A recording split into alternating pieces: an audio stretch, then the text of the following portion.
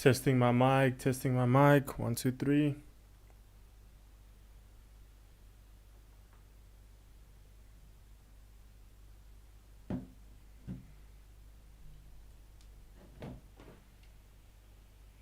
Testing my mic, testing my mic. 1, 2, 3.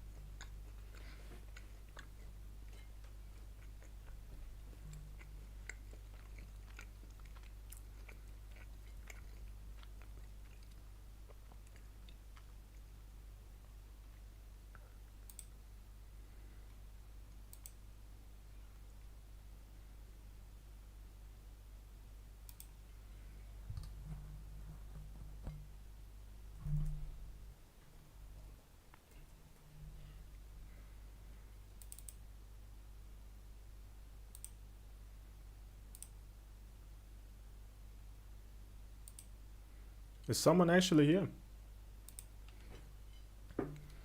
Might as well share the screen, right? But before I start sharing the screen, let me go on Fight Pass.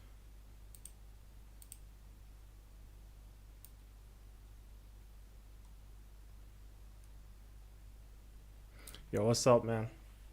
I don't know who's watching right now, but what do you think about this event? Is it good?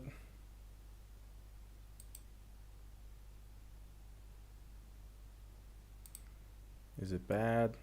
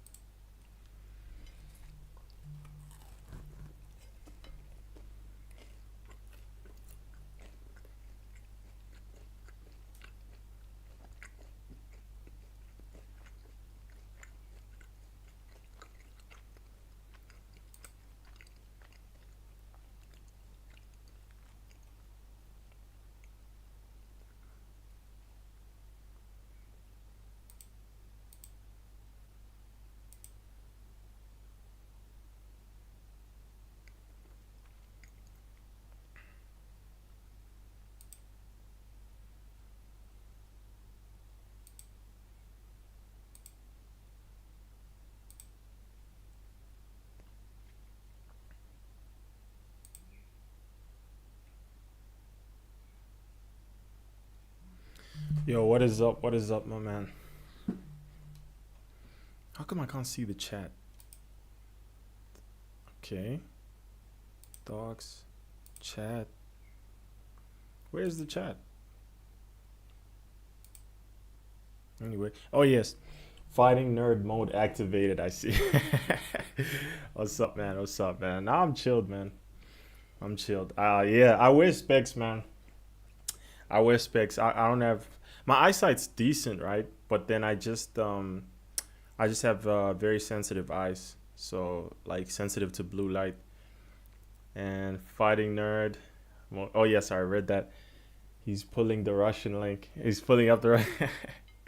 I wish I could post. I really wish I could post the Russian link over here, but I have some feeling that I don't know something bad's gonna happen with YouTube because I remember when I was on Instagram and I tried to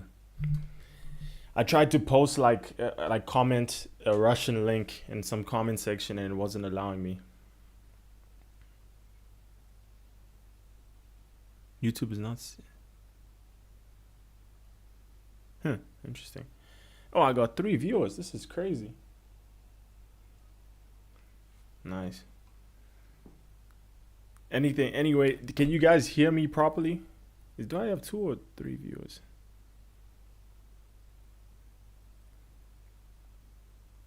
I have decent vision, but glasses makes everything 4K. Awesome.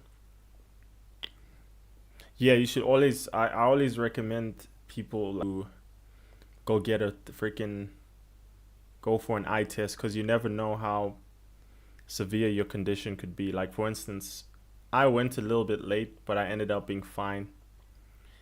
Hey, what's up, bro? JDU. Dope. We got Azer here. We got JDU. This is sick. I didn't expect it to already have this many viewers. This is awesome, guys. Let me share the screen so we can run through like the card. Mm, the event just started, right? But before I share my screen, let me first open UFC Fight Pass. Um, I'm going there right now. Yeah, I'm excited for this card, guys. You know, I'm a huge UFC fan. You know, whenever I watch, boxing events that are on pay-per-views, I don't know what the boxing equivalent is of UFC Fight Pass, but then, or but yeah, whenever I watch boxing events, I just get bored out of my mind. I'm like, I don't know any of these guys. Don't know what to do. Yeah. Oh, you can hear me properly. That's perfect. That's perfect. That's perfect, man. That is freaking perfect. I got my glasses like a year ago, only wore it once or twice, but the test made me realize my eyes aren't top tier like I thought I was. That's true. Because when I went for my eye test, I remember I was convinced that my eyesight's perfect in both eyes, but the optometrist told me that my vision is clearer in in my left eye, and then I think my right eye has problems, and I can feel it because every time I'm consuming a lot of blue lights, like when I'm doom scrolling on my phone, it's my right eye that gives me problems. Like it starts to get painful. So it's always good, guys. I recommend a freaking eye test. Do I train? I train. I'm self-taught. I don't train in an actual gym. See, currently, my hometown doesn't have any MMA gyms, so I will not be training. But I think I see myself getting into it as soon as I get back to Pretoria, which is where Drickus trains. Like this is crazy, guys. My old place in Pretoria, right? It was 3 kilometers away from where Drickus trains. If you're an American, that would be maybe about 1.5 miles. I don't know. So that was all I needed to do to get there. But then I was broke. I was a student. I'm still a student right now, so I didn't go to the gym. But I'm self-taught, man. I'm self-taught for now, yeah. And then boxing ended up being like taekwondo optimized into being basically fencing. Yep, that's exactly, bro. When I watched the Terrence Crawford card, bro, like I just felt like the whole time I just felt like I don't know. I don't even know how to describe it. Like exactly, I just felt like it was what you're saying. It was like watching fencing. I want to see dudes bite down on their gum shield and just throw bombs. Obviously, I'm a fan of the sweet science, right? But at the same time, I also want to see I don't know some action. You're always guaranteed that when watching UFC fight cards. And then so right now I have three viewers is actually good in my opinion. 3 viewers is really good. And then next one. Most of the time people watch boxing are there for the main event, but MMA, the main event or prelims, their names exactly. Like right now, right? I'm gonna share the screen and go to like the card real quick. Mm, display capture. Wait, what the flip's going on? Okay, I'll just do this, guys, so you guys can see my screen. So check right now.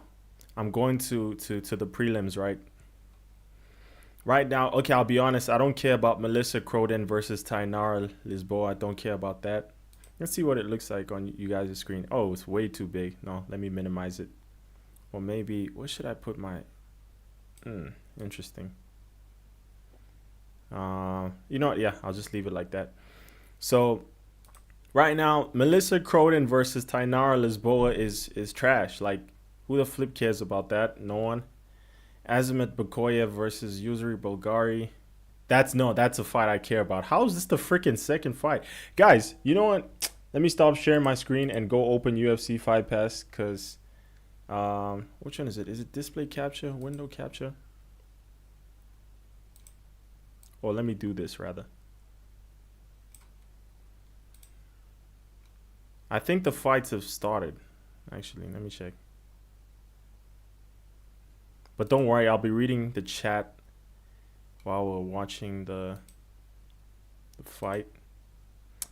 Let me do it like this. 3 concurrent viewers. And then, but wait guys, before I read the chat again, let me check that the fights haven't started. Wi-Fi is trash right now. Okay, yes, the fights haven't started just yet, but they will eventually. Shoot, I got worried for a little bit.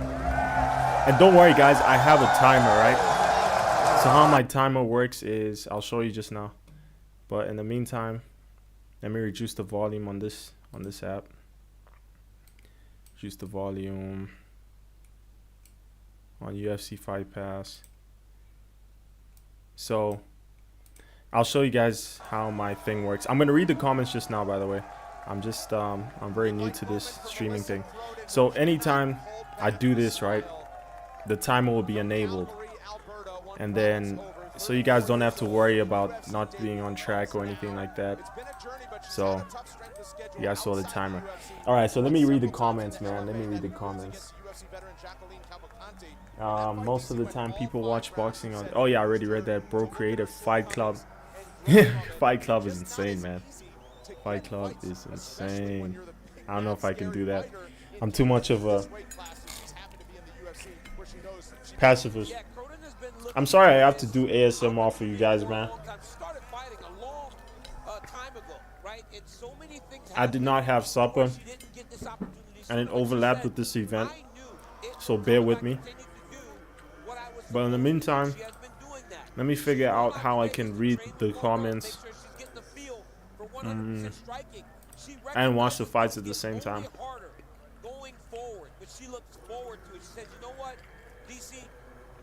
Say hi to Drickus. I will say hi to Drickus, bro.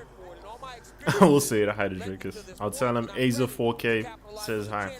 Am I from South Africa? Yes. I am from South Africa. And then, yeah, he's from South Africa, yeah. Really technical, but the guy really loves to fight. Really technical, but the guy loves to fight. Is that Drickus? I don't know. And then, women MMA, we do not care. I'm sorry. No, look, bro. I watch WMMA passively. That's just the truth. I watch it passively. Unless you're Mackenzie Dern or Tracy Cortez. Hey, man. I'm a Christian man of God. I'm a man of God. Okay. I'm not trying to look at, you know, the girls in a lustful way or anything like that. And then it says, I think Natalia Silva is a pretty fun female fighter. Yeah, she is. What I like about her style mostly is probably the footwork. Yeah, if I had to pick one thing. And then yes, I've arranged it in such a way that I can see both the fights and the comments, so that's perfect. The fight's about to start, guys. So I'm going to, oh my gosh, it's so confusing.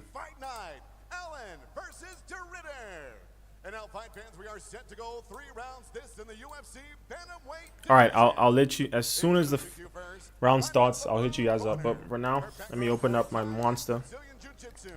At 5 feet 7 inches tall, she weighed in 135 1/2 pounds. In 10 professional fights, her record stands at 7 victories with 3 defeats. It's gonna start in like maybe 20 seconds tops.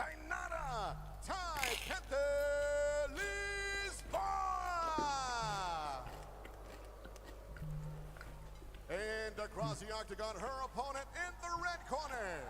This is 5 feet 9 inches tall. She weighed in 136 pounds and holds a record of 6 victories with 2 defeats. She fights out of Calgary, Alberta, Canada. Here is it's gonna start soon, guys. And your referee in charge is John. I'm gonna read the comments just now. I want to wait until it starts. Okay. 10 seconds max. Said she almost crashed her brother-in-law's truck when she was driving and got the call from her manager Brian. All right, the fight just started, gents. Let me read the comments. Here she is. Croden's in red. Lisboa is in yellow. All right, so check. Uh, Marvin Hagler. Oh yeah, Marvin Hagler. Oh, okay. To be honest, I need to do more research on. I need to do more research on fighters like that. She gets in the clinch with these girls, big knees, and if she gets you on the ground, good top pressure, really aggressive with her ground and pound. All right, so right now, not really much is going on. Nice combo return though from Lisboa. Lisboa landed a nice one too. Be in close. She doesn't want to be this far out. She wants to try to close that distance, get past the reach disadvantage that she has against Broden.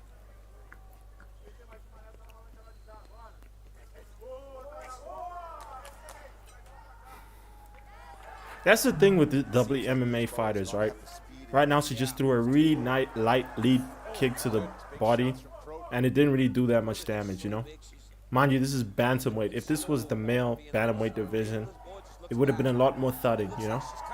But lately, the girls have been making some very exciting fights. I remember on the lost card, I forgot their names, but it was a 40-year-old versus a 20-something-year-old. Ended up in a finish. I would say the girls were among one of the most exciting fighters on that card. So, I'll say WMMA is, it's exciting if you give it a chance. It's exciting if you give it a chance.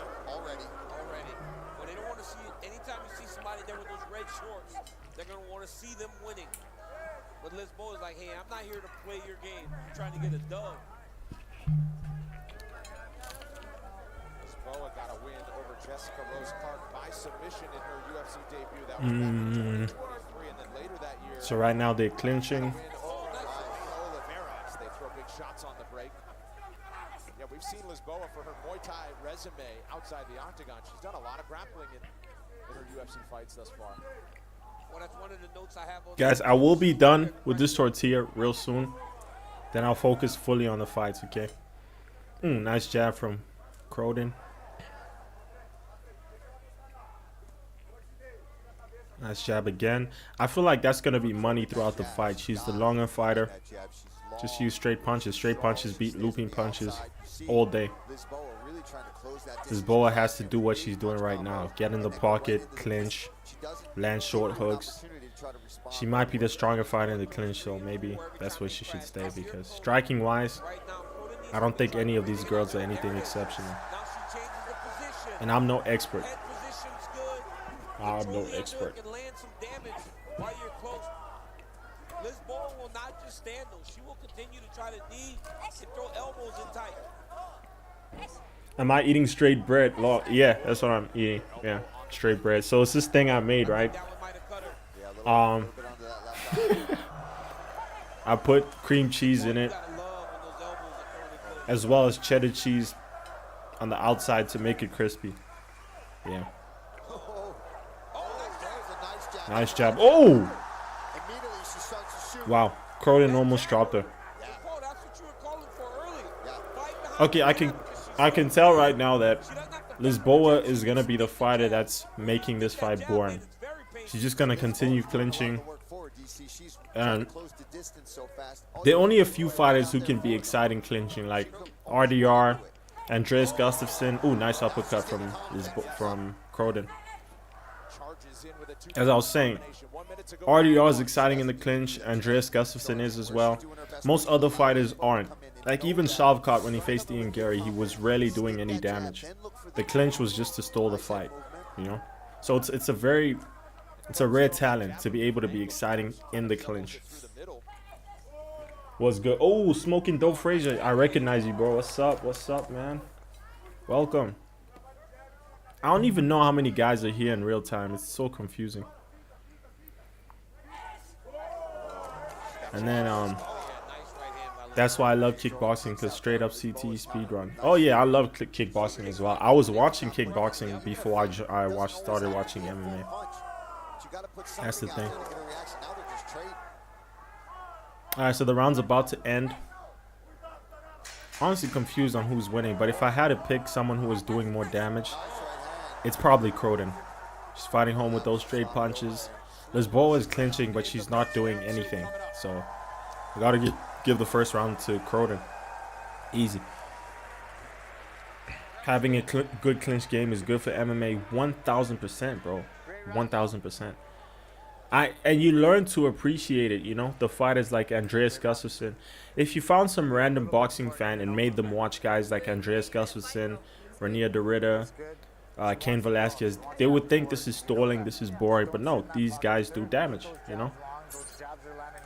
All right, so the timer should be over by now. I'm gonna turn it on again. You can really hurt her with that jab exit after. Throw it and exit. When she comes I'm gonna turn it on just now. Breathe, you want more water? Do you feel anything? Head to head. Use your head movement. Once again, I really apologize for eating while streaming, guys. Like, ideally, I don't know, just everything happened so fast, you know. Catching UFC 321 countdown airing this Oh Sunday crap! on Let me ESPN start the and timer real UFC quick. channel for a preview of the heavyweight title showdown coming to Abu Dhabi next weekend. 3. Undisputed UFC heavyweight champ Tom Aspinall looks to defend All right, the belt it started from his again. former interim We're in title round holder, 2. Cyril Gane, in a clash Let's see who that takes the dub. UFC 321 countdown. Catch it now to get ready for next week's pay-per-view. Man, Cronin is really long, eh? Good advice in the corner of Croden, telling her to get behind the jab, just like we saw the whole time. That's where she's It's like effective. I like the thing she does where she mixes in the boxing with the low kicks. It's kind of like a Dutch. She's probably Dutch. I feel like she's Dutch, because the Dutch are the kings of kickboxing. That's how I got into MMA. I started off kickboxing. No, boxing, kickboxing, Muay Thai, then MMA. Yeah.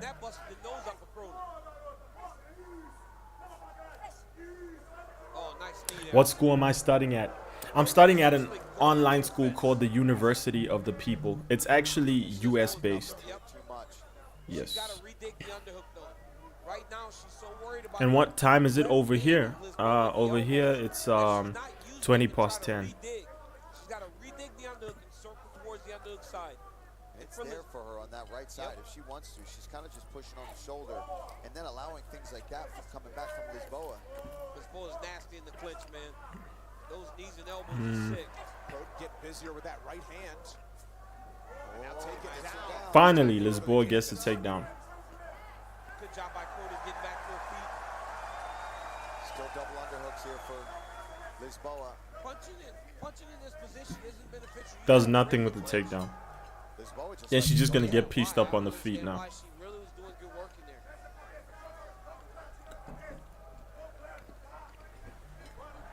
there. Okay, I'm done eating my flatbread, guys.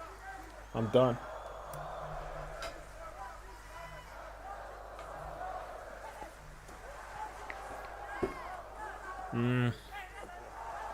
Nice, straight punches. Roundhouse kick to the body. Cronin's got nice kickboxing, I won't lie. You can tell she's primarily a striker. She gets punched every time. That's why her nose is so bloody. Because right there, every time she crashes, Lisboa's doing a great job of just throwing the right hand right down the middle, and it's catching her. Yeah, she's faster and she's throwing straighter punches too. And even though Croden's throwing straight punches, again, her balance is off when she's throwing them. She's either rushing forward or not responding quick enough. When Lisboa makes that rush, she's throwing explosive punches at a time. Lisboa is clinching, doing nothing again. You know what? Since Lisboa is making the fight boring, I'm just gonna read the comments until she breaks from the clinch. Okay, it seems like Croden's reversed her. She's probably gonna be more exciting in the clinch. And she, it does nothing with it. Let me read the comments. I'm trying to see Silva versus Park. That's the fight I'm looking forward to in the preliminary card. I'm gonna check that out real soon. She's just rushing it a bit too much here. She gets her down though. Yeah, Croden's winning this fight, man. Croden is 1000% winning this fight. Ground and pound, ground and pound, ground and pound. Please get a finish so we can skip to the men fighting. No disrespect. She should take her back the other way here, DC. Over that left leg, try to get her back down to the ground. Yep, start to trip with your left leg. Croden's letting her build too much of a base. She's gonna face her. Just strike, man. Just strike. Understands underhook positioning. Look, she's scrapes, get to the underhook. Now she circles off the rope.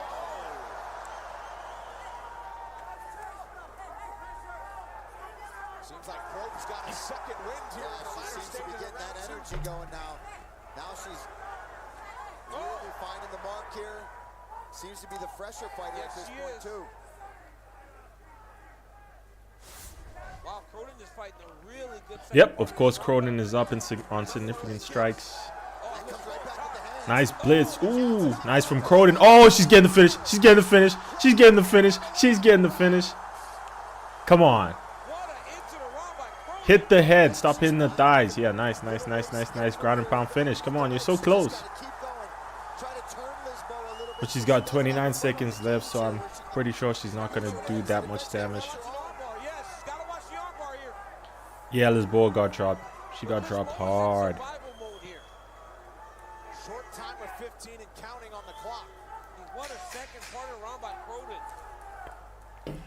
I don't think she's going to get a finish. Yeah, she won. Was that round dominant enough to be a 10-8? I don't know. But when you look at the average round that scored as a 10-8 and compare it to this one, it's pretty clear that this is probably not going to be a 10-8. When you look at what Merab did to Corey, that was a lot more dominant. He landed so many shots on Corey's chin and then dropped him, you know. For this one, she blitzed. Yes, she dropped Lisboa, but I don't know. It just didn't feel like a 10-8. I would say 10-9 on its way to being a 10-8. Yeah. What do you guys think? Was that a 10-8 round? 10-9? Enough that you're out, but I want you forcing. She break. Let me get ready to restart the round. I want action out. You need to move forward. Show their heart now. Let's go. Make her walk back.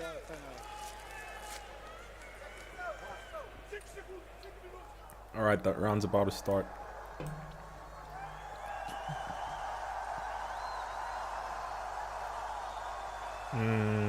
Round's about to start. Hey, check out ESPN's MMA show, Good Guy, Bad Guy with me and Chill Sonnen.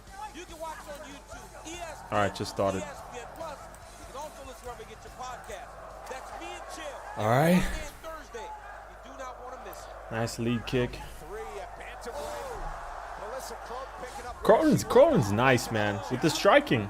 Look at how she's blitzing. She's darting in, darting out. Like, you don't see this with a lot of the females, man. Her striking is not sloppy at all. I would say it's good. No, it's good. No. Nice low kick into a 1-2. She's piecing up Lisboa, bro. She's piecing her up. She's piecing Lisboa up. I knew it. I freaking knew Lisboa was gonna clinch. Like, the only way Lisboa can win this fight, right, is through control time. She has nothing for Croden on the feet, and even on the ground, it's not like she can transition. She has any submission threat, you know. None of that. It's just control. Right now, she's just landing some tit for tat Shakur Stevenson short hooks in the pocket. She got reversed, and I'm pretty sure Croden's about to start, you know, actually implementing effective grappling, you know.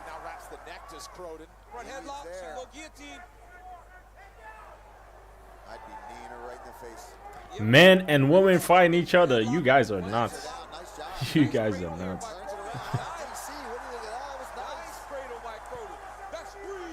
That would be crazy. Croden should be posturing up now and dropping those elbows. I mean, 12 to 6 elbows is a game changer. Yeah, now she can posture. She's got to watch the butterflies here. Doesn't want to get swept. Stay heavy.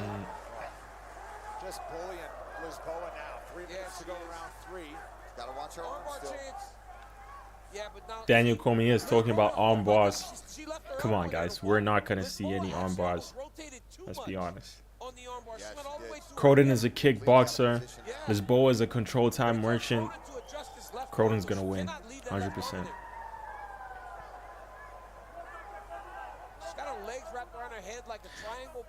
Would this be a triangle choke? I don't know. Yeah, she needs to be looking for elbows, looking for damage here. Lisboa is hurt. Let me read the comments. What's the latest comment? Cronin can really start Stand still. I'm about to finish on my screen. Yep, she is.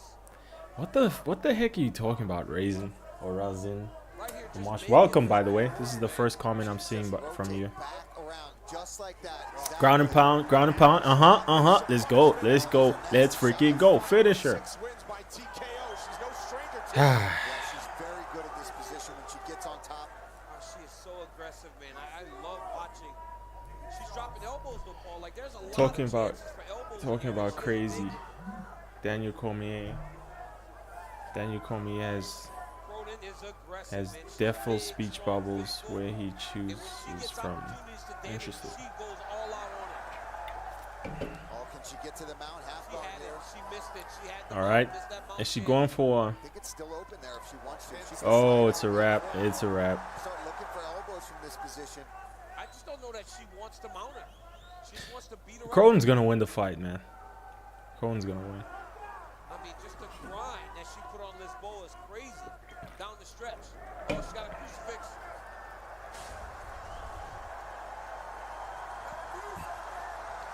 There's the warning by the referee, Melissa Cronin. One thing left Ground to and do, pound. that's ended before the horn. She Doesn't just look like got she's gonna get the to it. finish. It's not the most vicious ground and pound you're ever gonna see. Beating her up. Oh no! She's got to go for it here. Lisboa with a I'll tell you this: whether or not Cronin gets the finish, this is a UFC caliber fighter. You can tell she wants to finish the fight. In all sorts of trouble. She's relentless with the pressure. You know, she was transitioning, trying to land ground and pound. She's so physical that she's breaking This is how you stay Lisboa fall in the forward. UFC. That's It's over. It's over. welcome to the It's over. UFC. She Melissa finished the fight. Cronin, what an entry. That's a good performance. That's a good performance. Yeah, I like her. I want to see her fight more. I want to see her fight more. Really nice work there. In the Women middle. MMA makes me practice not to release my stuff, bro. Moments in the first You round. are Her cooked, showing bro. face, her nose You are was getting a freaking little buzzed cooked, up, bro. but round two, she was just Crazy. a different fighter. Came out with that spring in her step, started really landing shots that were hurting Lisboa. Let's take a look at the finish here. Just super aggressive with any You guys are position insane. that Cronin No, that was a is good in, finish. she's That was a trying good to finish, find guys. shots to That was a good cause finish. This is how damage, and she eventually you gets stay in on the top here UFC. in a terrible position along the fence. In the meantime, let's go look at the other fights on the card.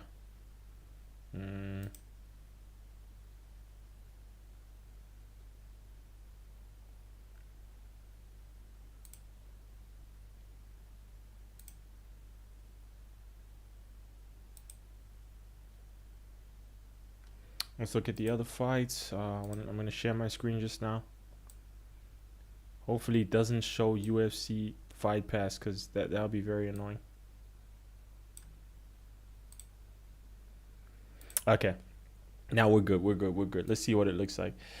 All right, so moving on to the next fight. Yes, yes, yes, yes, yes. Man, I'm genuinely so grateful to God, bro, that Azamat Bakoyev is about to fight Yusri Bulgari, because I'm a huge fan of Azamat Bakoyev. I actually think he's gonna be ranked in the future.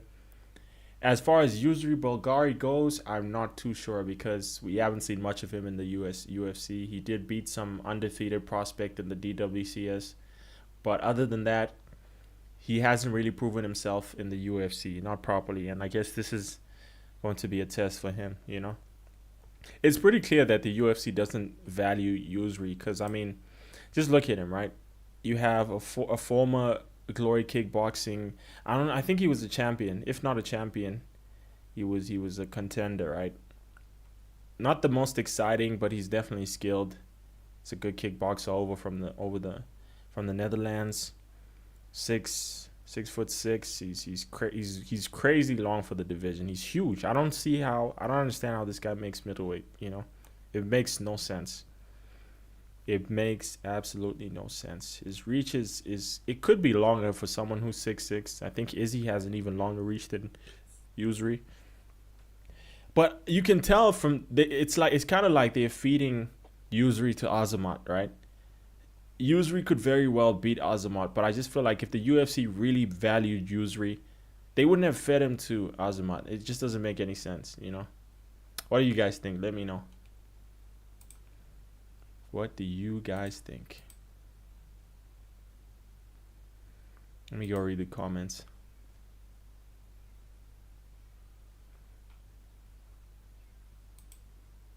Let me go read the comments.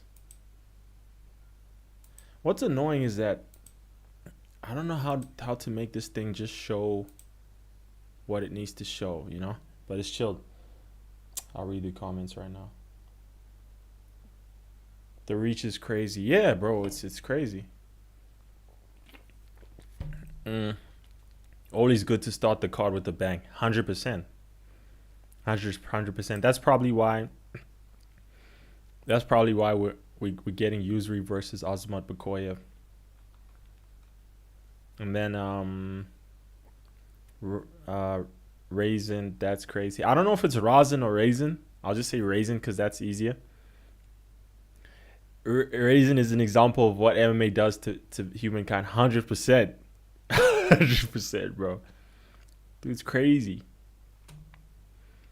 You know what's strange, right? It's saying there's 2 concurrent viewers, right? But I'm getting comments from at least 3 people, you know? Thanks for engaging, by the way, guys. This keeps the stream up. Yeah, this keeps the stream up.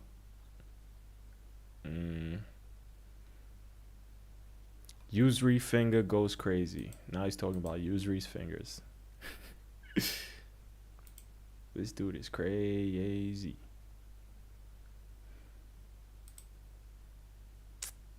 Bro, Yuzri's already walking out. That's crazy.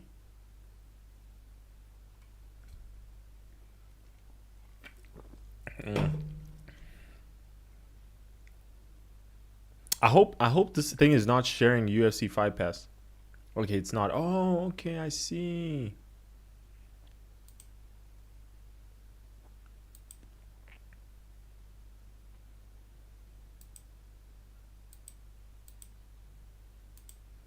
Okay, yeah, I'm back to sharing.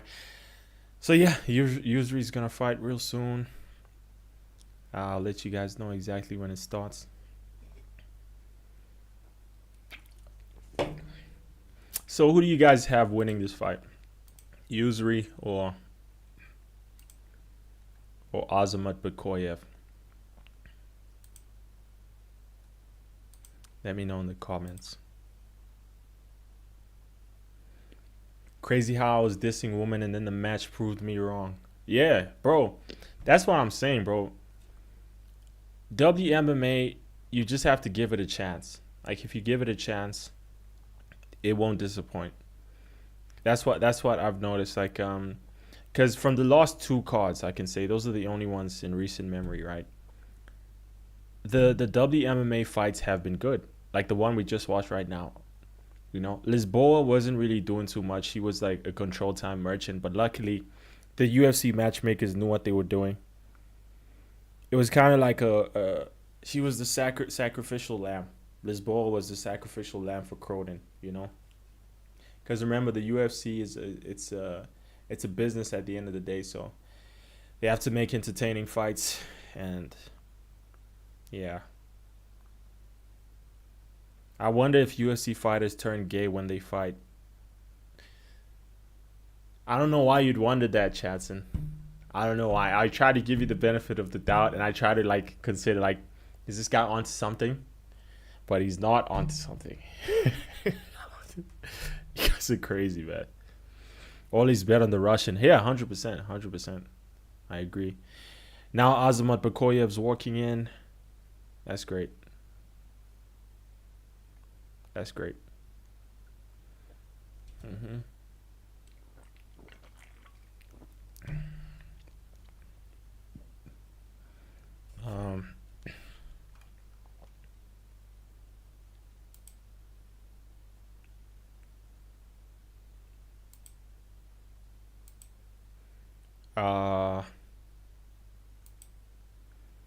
All right, let me share the right screen now. All right, so Aza's getting in the octagon. Yo, this dude, I don't know if you guys know B Wolf MMA.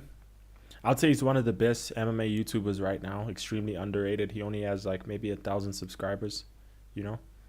But he was talking about how Stephanie Luciano has a lazy eye. I don't see the lazy eye. Let me go check it out. Stephanie Luciano.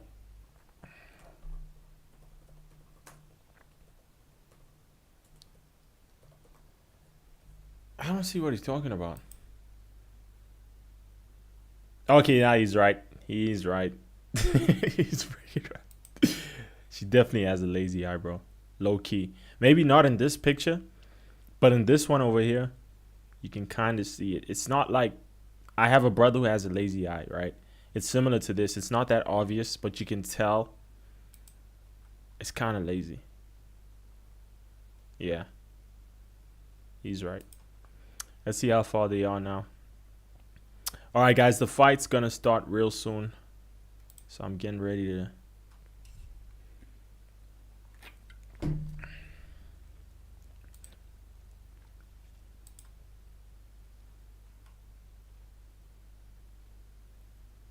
What's up with the questions, bro? Yeah, ask him, bro. What is up with the questions? All right, let's get ready to watch the fight, gents.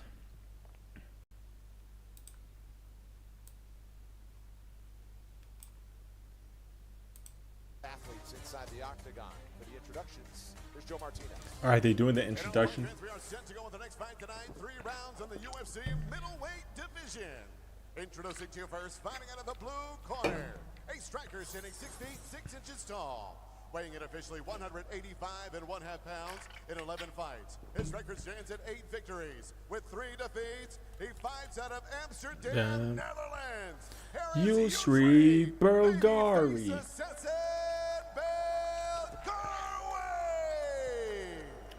Yusri, I don't want you to get finished, bro. I think you're gonna lose, but I just don't want you to get finished. Mixed martial artist is 6 feet even. He weighed in 185 pounds and in 23 fights. Holds a record of 20 victories with 3 defeats. He fights out of Vladikavkaz, Russia. Excuse me.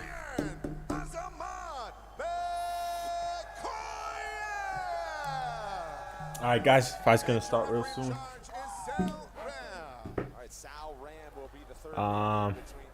Okay, round one, guys. Round one.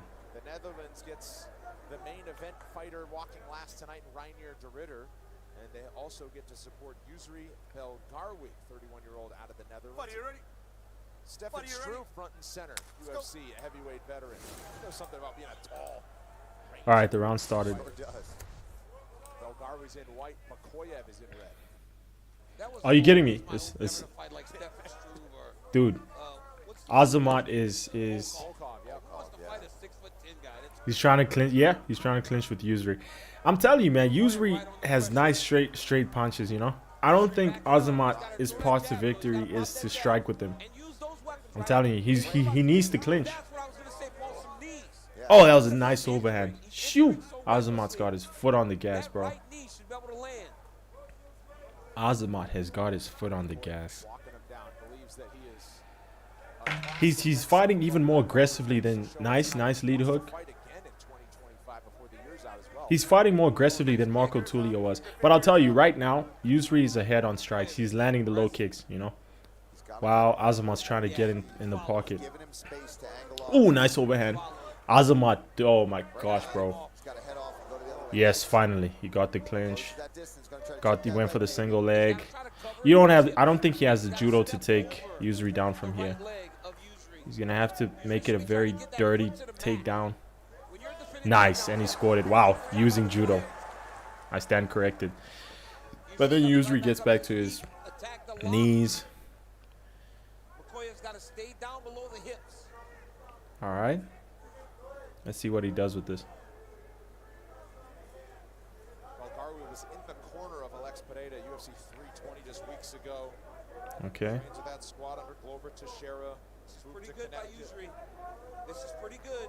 He's got to keep turning back. I won't lie, Yusri's takedown defense is good, man. I mean, if you've been training MMA for this long, I wouldn't expect anything less. Oh, wow. Azamat still manages to take him down, but so far he hasn't implemented effective grappling. Usually is the one landing the elbows. He's only landed like 1 or 2, so it's not that bad. Attacking the bottom leg. Keeps him in control. And even if Belgari gets back up, this is what Koyev wants, right? He wants to kind of cause this crazy scrambles. Hey, but Koyev, man, you better start making this interesting, bro. Because yes, you're probably gonna win the fight doing this, but the fans are gonna hate you, bro, and you're already a fan favorite. So make the fight exciting. Make the fight exciting, bro. He did, bro. Bakoyev did nothing with that grappling, bro. And look, he's the one bleeding. I feel like it's one of the elbows that Yusri caught him with. Oh, ho, ho, ho. 3-4. He landed a nice 3-4. Man, he might knock Yusri out, bro. He might knock him out. Oh, nice jab. Nice jab. Nice jab by Yusri. Dude, Yusri's good, bro. Yusri's good. He's winning the first round, bro. If I had to pick just from the damage, from the superficial damage, Yusri's winning the first round. He's finding home with that jab. Oh, landed a knee. Oh, did that hurt? I wonder if that hurt Azamat. I wonder if that hurt Azamat.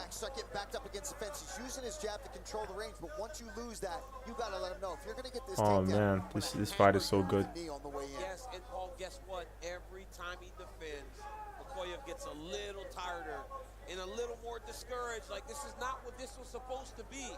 Man. You can hear it in his statements, right, about this guy not belonging. To be done by now. Yes, this was not supposed to be this. Me bloody, me beaten up a little bit. This is a fun round, guys. Oh, tried to sneak a right knee up there. It can still turn now for Bakoyev. But as of right now, this is not what he was expecting. My gosh, man. Yusri reverses. Man, Azamat's not doing much with this grappling, bro. And I think his issue is he's got his foot on the gas to a point where he's neglecting defense. It's the same way he fought Ryan Loader. You know? Oh, nice right hand. Nice right hand by Azamat. Bro, these knees are finding home, bro. I'm worried for Azamat.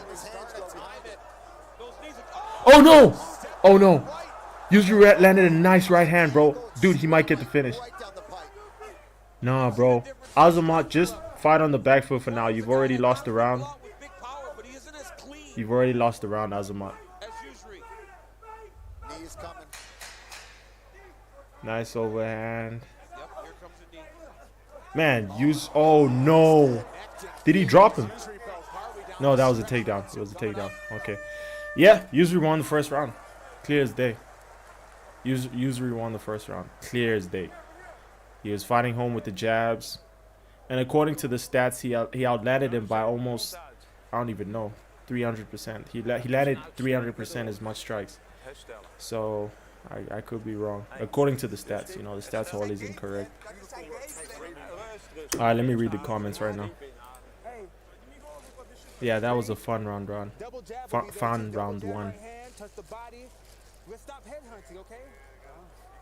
Damn, guys, this is crazy.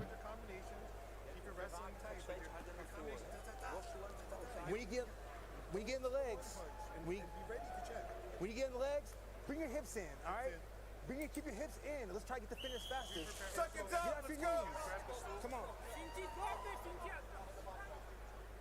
All right, guys, round two. Back up, gentlemen, back up. The UFC Fight Night prelims are presented by Bud Light. Man, this round is crazy. For Azamat Bakoyev, who's in a fight against Yusri Belgari. Belgari got better as the round went on. All right. Combinations found the timing late in round. What is Azamat gonna do about the range, man? What is he gonna do? Because Yusri is just gonna keep pinging him with that jab and the low kicks. And here's the thing, for Bakoyev, it can still turn. He's got to just slow low kick again. Right now he was rushing him. He fought at such a high pace in round one because I think he expected to get this guy out of there. But he needs to settle now. Yeah, I think that's what Azamat should do. Go to the body a little bit, but he could end up catching a knee. And remember, Usry comes from a Dutch background. They have really good knees. I mean, he landed a bunch of knees in the first round to the body. So it'll be worse when it hits the head. Low kick from Usry. Man, I think Azamat's going to need a finish. Because I don't think he's going to be able to outpoint Usry.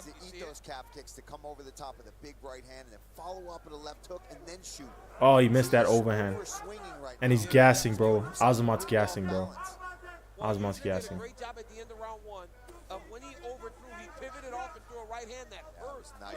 Man, Usry's good, bro. Nice jab from Azamat. But Usry, he's outpointing him. Clear as day. Nice overhand. Okay, okay. Nice lead hook from Azamat. Nice overhand again. Yo, dude, did you see that right hand down the pipe, bro? If Usry lands that, it's gonna drop. It's gonna drop him. If Usry lands that, it's going to drop him. Like clean. Teep.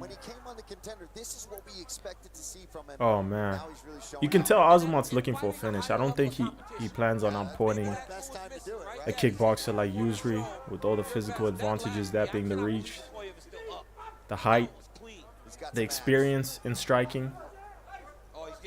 Azamat's just throwing big meaty hooks. Usry's calculated. He's circling the octagon. He's finding home with his jab. He's landing his low kicks. You know, he's staying off the center line. Azamat's just throwing big meaty hooks. He lands a nice right hand. He lands a nice right hand. It hurt Usry. It hurt Usry. Come on, bro. You can't be real.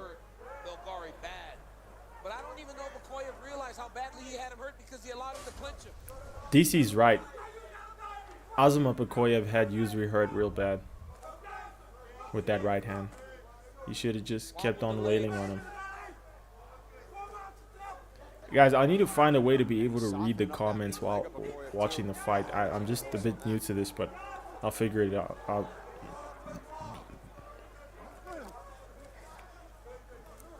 Now Azamat's losing the second round as well. But he can finish Usry. I think he can. I think they can both finish each other. Jab.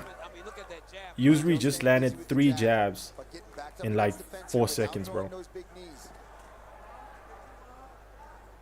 The amount of strikes Azamat's gonna land within in a minute. Oh no. Usry, what are you gonna do?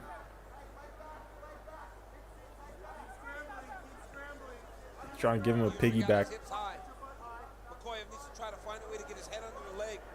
I don't think Usry can like really land ground. Oh, vicious knees. Oh no, it's gonna vicious elbow. Sorry. Oh no, this is gonna end the fight. If he keeps landing these, bro, it's bad.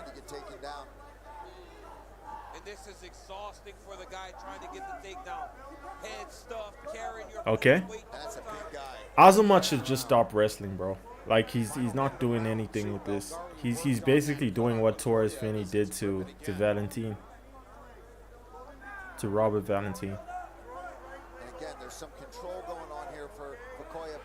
Dude, I feel like the judges are about to do something really funny. They're gonna give Azamat the round just for control time, when Usry was clearly the one who did more damage. Azamat has done nothing with these takedowns, bro. Nothing. Nothing. He gets reversed here.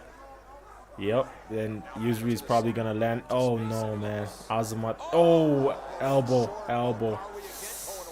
Nice elbow from Usry. Sheesh. Right hand. Jab. Man, Usry's gonna finish this dude, bro. At this rate. Final seconds of round 2. Third and final. Nice elbow. All right, we're on the break now. Let me go check the comments right now. Great round 2, yeah, bro. Great round 2, man. Great round 2. It's been real dominant. Real dominant. Give some water. I need your head up. All right, man. Some water. Take some water. All right, hey. Azamat, I need to see. Azamat, come on. Hey, Azamat, we're down 2 rounds, man. Unfortunately, Azamat's corner just told him that he's down 2 rounds. It's pretty obvious. Over again, man. Throw multiple punches. Start with a double jab. The sucky part is like Azamat had a lot of hype going into this fight, and I think people are gonna think he lost this fight because he's a bad fighter, when in reality he lost because Yusri is a good fighter. You know, that's if he loses. I don't know how the 3rd round's gonna go. Azamat, come on, let's go. Let's go. Let's go. Over there. Back up. All right, let's see how the round 3 goes, guys.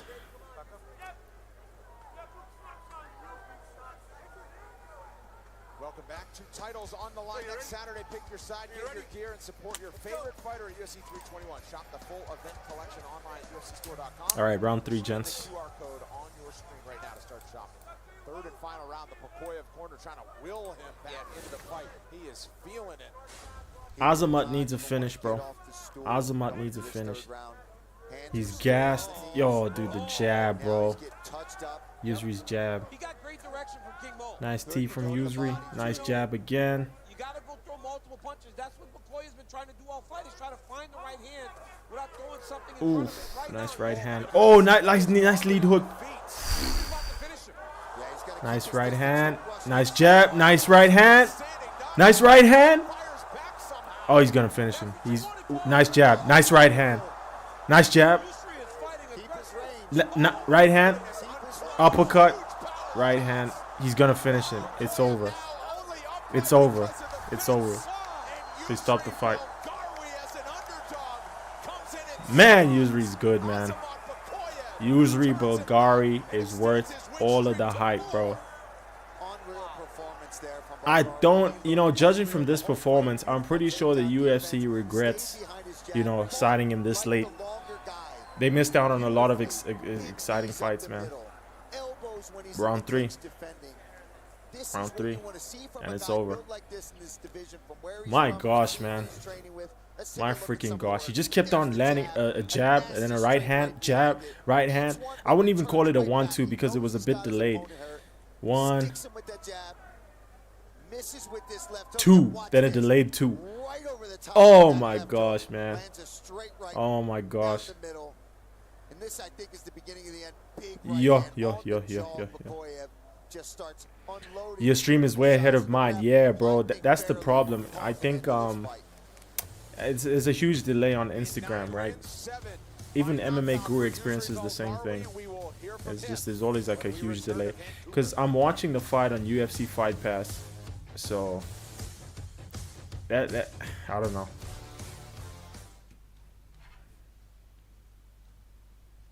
That was a crazy fight. That was a crazy freaking fight, man. All right, let me go tell people on Instagram that I'm online now, because I feel like a lot of them don't know.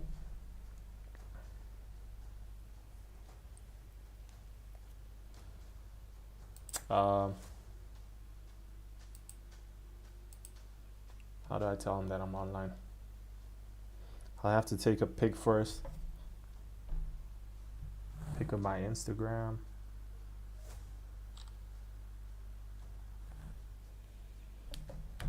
I mean, a pic of my stream. Go on Instagram. Let me know what it is about material. I don't think these people know that I'm watching this, that I'm streaming right now. But I appreciate every single viewer that's watching the fight. Debut this one from Yusri Belgarwi. Let's make it official with Joe. Sheesh. Let me go check how Azamat looks right now. Referee Sal Ram puts a halt to the fight for your winner by TKO, Yusri Babyface Assassin Belgarwi. I'm here with Yusri Belgari. Yusri, you said that you wanted to be more aggressive. What a UFC debut. How good does it feel to not only get a chance, but to compete and show your true self in the octagon? Oh, it's an absolute pleasure, absolute honor to be here in front of a big crowd. Mr. Maynard, where's my belt? No? Why Alex get one every time? All right, I'm going to be with the chat just I now. guess I got to do a lot more That's why I started, climbed the ladder Live, here, Brendan and Allen, I'm happy with the start. fight Well, you companion. fought a fantastic I'm just making fight. a quick Congratulations. Instagram post to let these people All know right, that I'm Canada, I wanna live. see if you wanna do something for a little boy named Sammy going through hard times in Netherlands. Everybody, he's a big fan of movie 300. You all seen it? All right. Remember How when many they say, people are "Oh, even watching the stream right now? 2 concurrent viewers. you guys I'm wanna do that, I'm whatever, shocked. Sammy." Canada, what is your profession?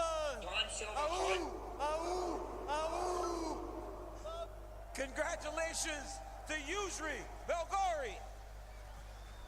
We'll get in the crowd. Man, that was a freaking crazy fight, bro. That was a crazy ass fight. I think we overlooked Yusri, bro. We overlooked him. I think I didn't expect him to finish Azamat. I thought Azamat was more likely to win via finish, and Yusri was more likely to win via, via decision. So yeah, that was very impressive. Very impressive performance. I wonder what's next for Yusri, man. Are they gonna give him someone in the?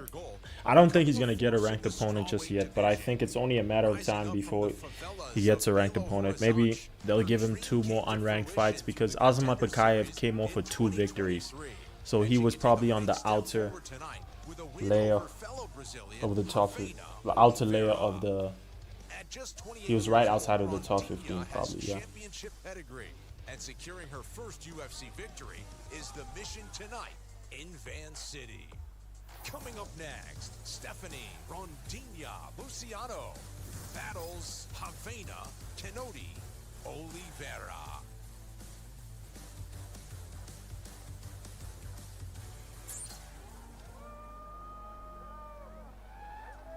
First fight since 2023. About 2 years ago exactly. October 14th was her UFC debut. Up 2 weight classes at bantamweight. Now she's That was a crazy fight, man. That was a crazy freaking fight. Let me read the comments. She tore her ACL in September of 2024, and she's been motivated to get back to not just form. All right, now let me figure out how to. 17 days post-op, she was Let me figure out how to trying to make sure that whatever see the she comments. could work on was something she was focusing on. So she was working on upper body there. You know, she likened this UFC journey to bamboo. She said oftentimes it takes years for it to strengthen itself underground so the chat before it is shoots through okay. the I surface see. and grows meters at a time. She said that's exactly where she wants to be here. But in her time off, not only did she repair her ACL, she also got her degree in physical education. She's also a certified dietitian, so she's All right. So in the latest comment says, "Dang, Russian is down." Yeah, bro. And obviously it's gonna try to pay off. Now you Sometimes finished you him. gotta get everything in order if you want to try to find success in your career. Now for Havana Oliveira, this is a young lady that is very aggressive. She has good striking. She moves very well, Paul. She throws a lot of kicks. She's got big power. And the one thing I liked the most when watching her was her ability in the clinch. She's very good there. She can secure a takedown. The one thing that really stood out, though, was when she's on top. She's very good, has good top pressure. Man, what a freaking crazy round, man. She is not very good. Yeah, that's Stays far too stationary. I kind of feel bad for Azamat Bakoyev because he had a lot of hype going into that fight. I'm sure a lot of people thought he was gonna finish Yusri, but that clearly wasn't the case. So again, use that knockout power that she showed in previous fights.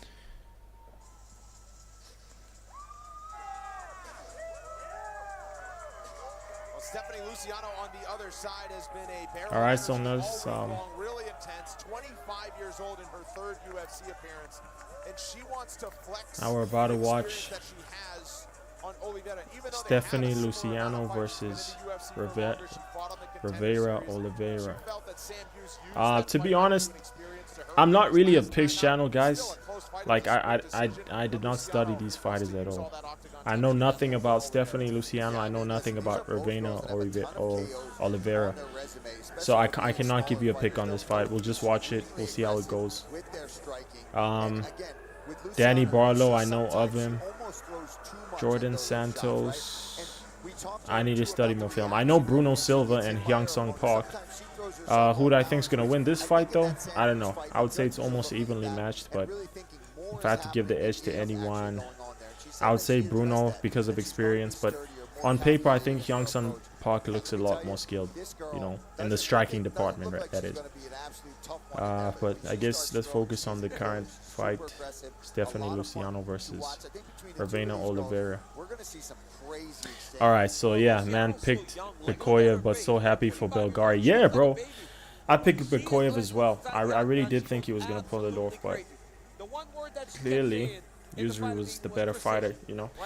And I won't lie, when I watched Azamat Bekoyev's fight against who was that guy, Ryan Loder, right? I didn't like how he looked. Like, he was throwing big meaty hooks. He kind of won that fight because of his physicality, you know. It wasn't skill. He just threw big meaty hooks, and he was the more powerful fighter. Okay, the round's about to start, so let me. All right, the fight's about to start. To go with the next fight tonight, 3 rounds in the UFC strawweight division. Introducing to you first, fighting out of the blue corner, a striker standing 5 feet. Fight is about to start right now. I thought Bekoyev would have walked so much better, but to be fair, his 2 previous UFC fights were against cans. Yeah, I agree. They were saying like Ryan Loder was like some, I don't know if he's a lecturer or he has a master's degree or PhD in wrestling. I'm like, bro, wrestling is about experience. It's not about your degrees and whatnot.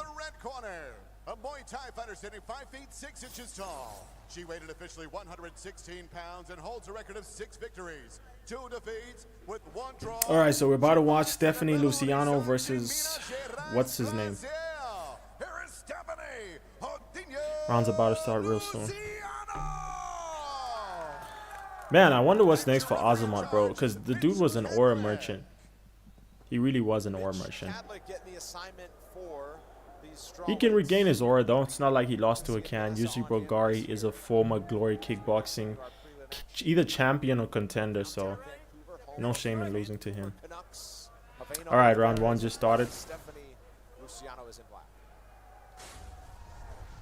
Alright, let's see. Second appearance for Luciano this year. She fought in March against Sam Hughes. Luciano looks confident. She looks like the more confident fighter. She was very close. You know, Sam's been in the octagon for a long time, and she felt like Sam's experience was the difference in the fight. And Paul, on the walk, you talked about how her reactions were far too big, and at times that can sway judges. She said she's going to clean that up this afternoon. Yeah, being more precise, right? Being more accurate with her strikes. She really loads up. Nice. All right, nice teep to the body. Luciano. By Luciano. Inside leg kick. I really like Luciano's style. She looks, you know, nice and elegant, you know. She looks in control. But it's still early on in the fight for me to be making those assumptions. So who do you guys have winning this fight? 1-2 misses from Oliveira. 1-2 misses again. I'm telling you, bro, Luciano looks slick in there. What is up with the WMMA fighters today? They look pretty good.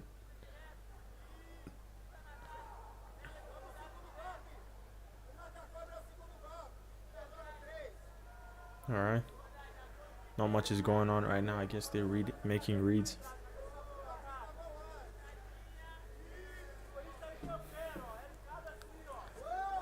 One, two kind of finally lands for Oliveira. But I feel like Luciano rolled with it. I feel like she'll be doing that throughout the entire fight.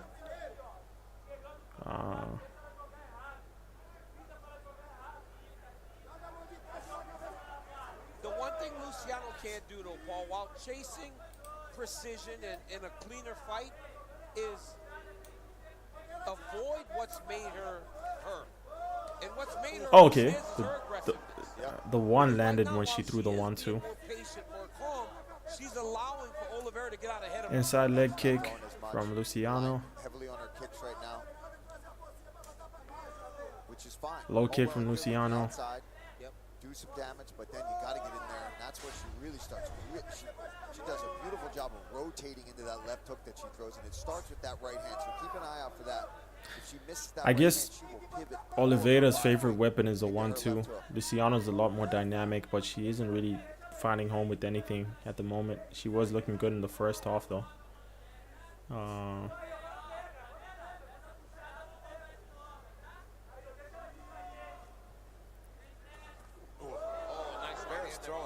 Dude, the 1-2 is kind of like... Oh, nice lead hook by Luciano. Round one, Luciano lands there. Nice teep by Luciano. I like that long front kick that Luciano's using, but I'd like to see. I wonder what fights next after this. I think I forgot who it was. Someone with the surname Santos. So I might have to check that again. That's a great way to close distance in the kickboxing style, right? You pick up that front leg, you stab the body a few times. Nice elbow at the end of it for Luciano. Beautiful elbow there by Luciano. You know what I found funny, right? Like with the commentators, they have to... Okay, nice side kick to the body. They have to glaze these fighters. Like, even if they know the fighters are trash. I'm not saying these fighters are trash. Nice right hand by Oliveira. But they just have to say positive things always to promote the fighters, you know? If it were someone like MMA Guru, you know, he would just call a spade a spade. If I wasn't streaming right now, I'd probably be watching MMA Guru, but decided I'll try it out for the first time today. Not as active as Luciano. That's how Luciano's just kind of putting points up, right? Oh, she threw an elbow there. She tried to catch that. Oh my God. That was Chris Weidman, Mark Munoz. Remember that? Would have been nasty. That would have been nasty. Yeah, I would say, oh, nice two from Luciano. Damn. And then immediately cuts an angle, right? Keeps the center Inside ground, leg kick. fights where she wants Like to I fight. said before, Luciano's a lot more dynamic. She's landing that teep to the body with the lead leg, inside leg kicks, low kicks, And picked up the activity 1-2. as the round went on. Oliveira's only throwing a She's not 1-2. rushing anything. You know, doesn't look that good on the scorecards. It's kind of like Sean Strickland winning fights with jabs and teeps and losing split decisions. You know. Timed the knee, and Luciano starting to get creative. All right. How am I not seeing any more comments? What the heck's going on? Nice left Long hook right first there, round for just missed. Stephanie Luciano. Round two coming up. All right, round two. Round two is about to start. For now, let me see how many concurrent viewers I have. One viewer. Damn.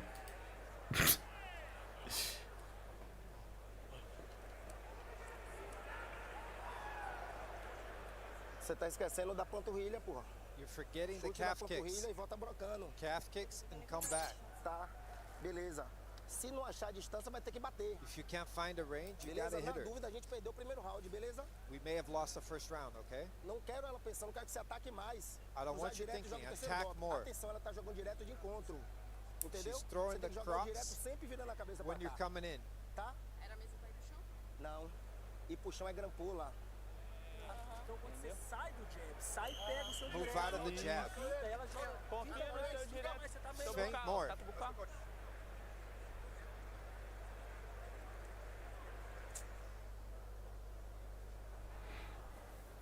All right, round two is about to start. Let me get my timer ready.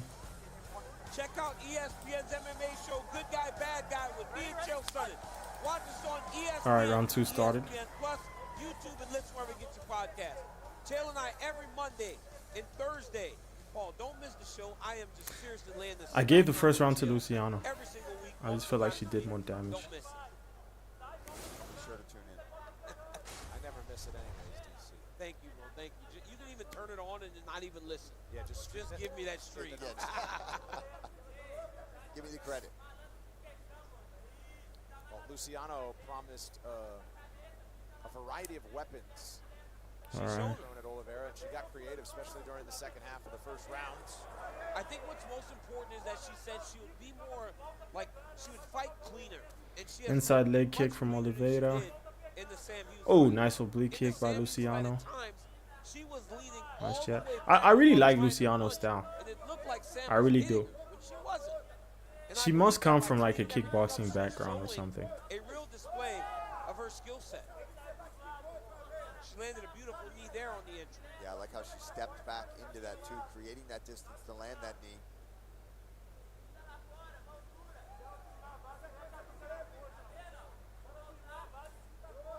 Inside leg kick from Oliveira. They haven't really landed much in this round, but I'll say Luciano's controlling the center of the octagon, which looks very good on the scorecards.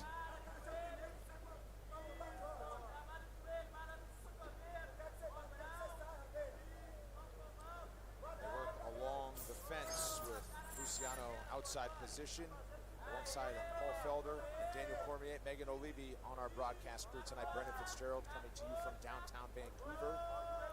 Here several years ago for a pay-per-view back in 2019. Cowboy Cerrone fought Okay. Looks like Luciano's also the stronger fighter in the clinch as well. Certainly this week in Vancouver. Elbow on the break as they return. Nice elbow on the break by Luciano.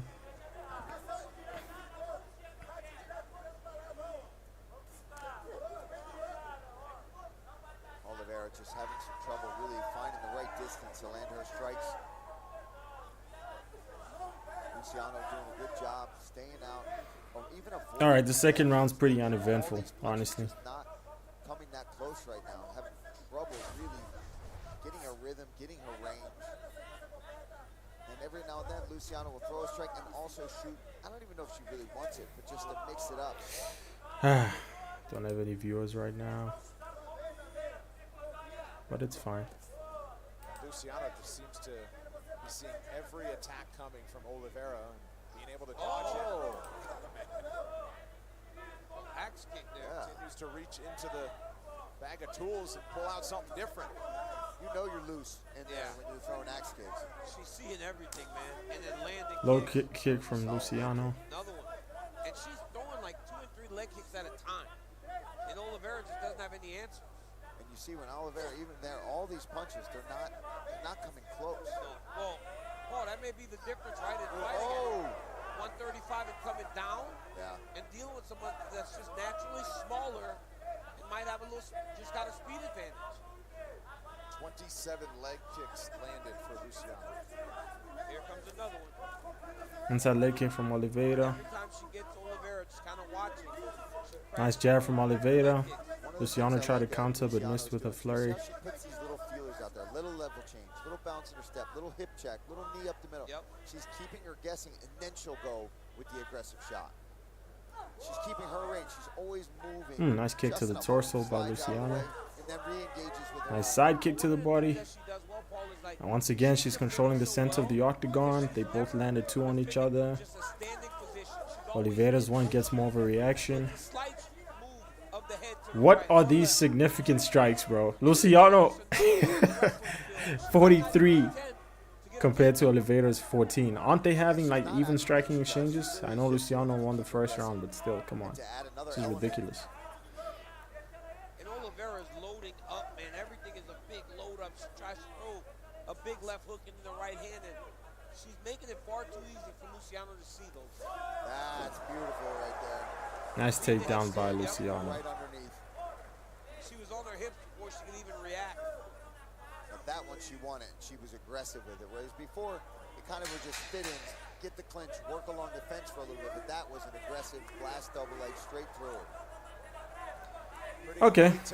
Luciano takes it down, ends up in like... Okay.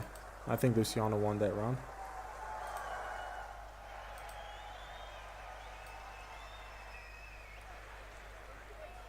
Man, I want to piss so bad. Finally, I have one concurrent viewer. Welcome.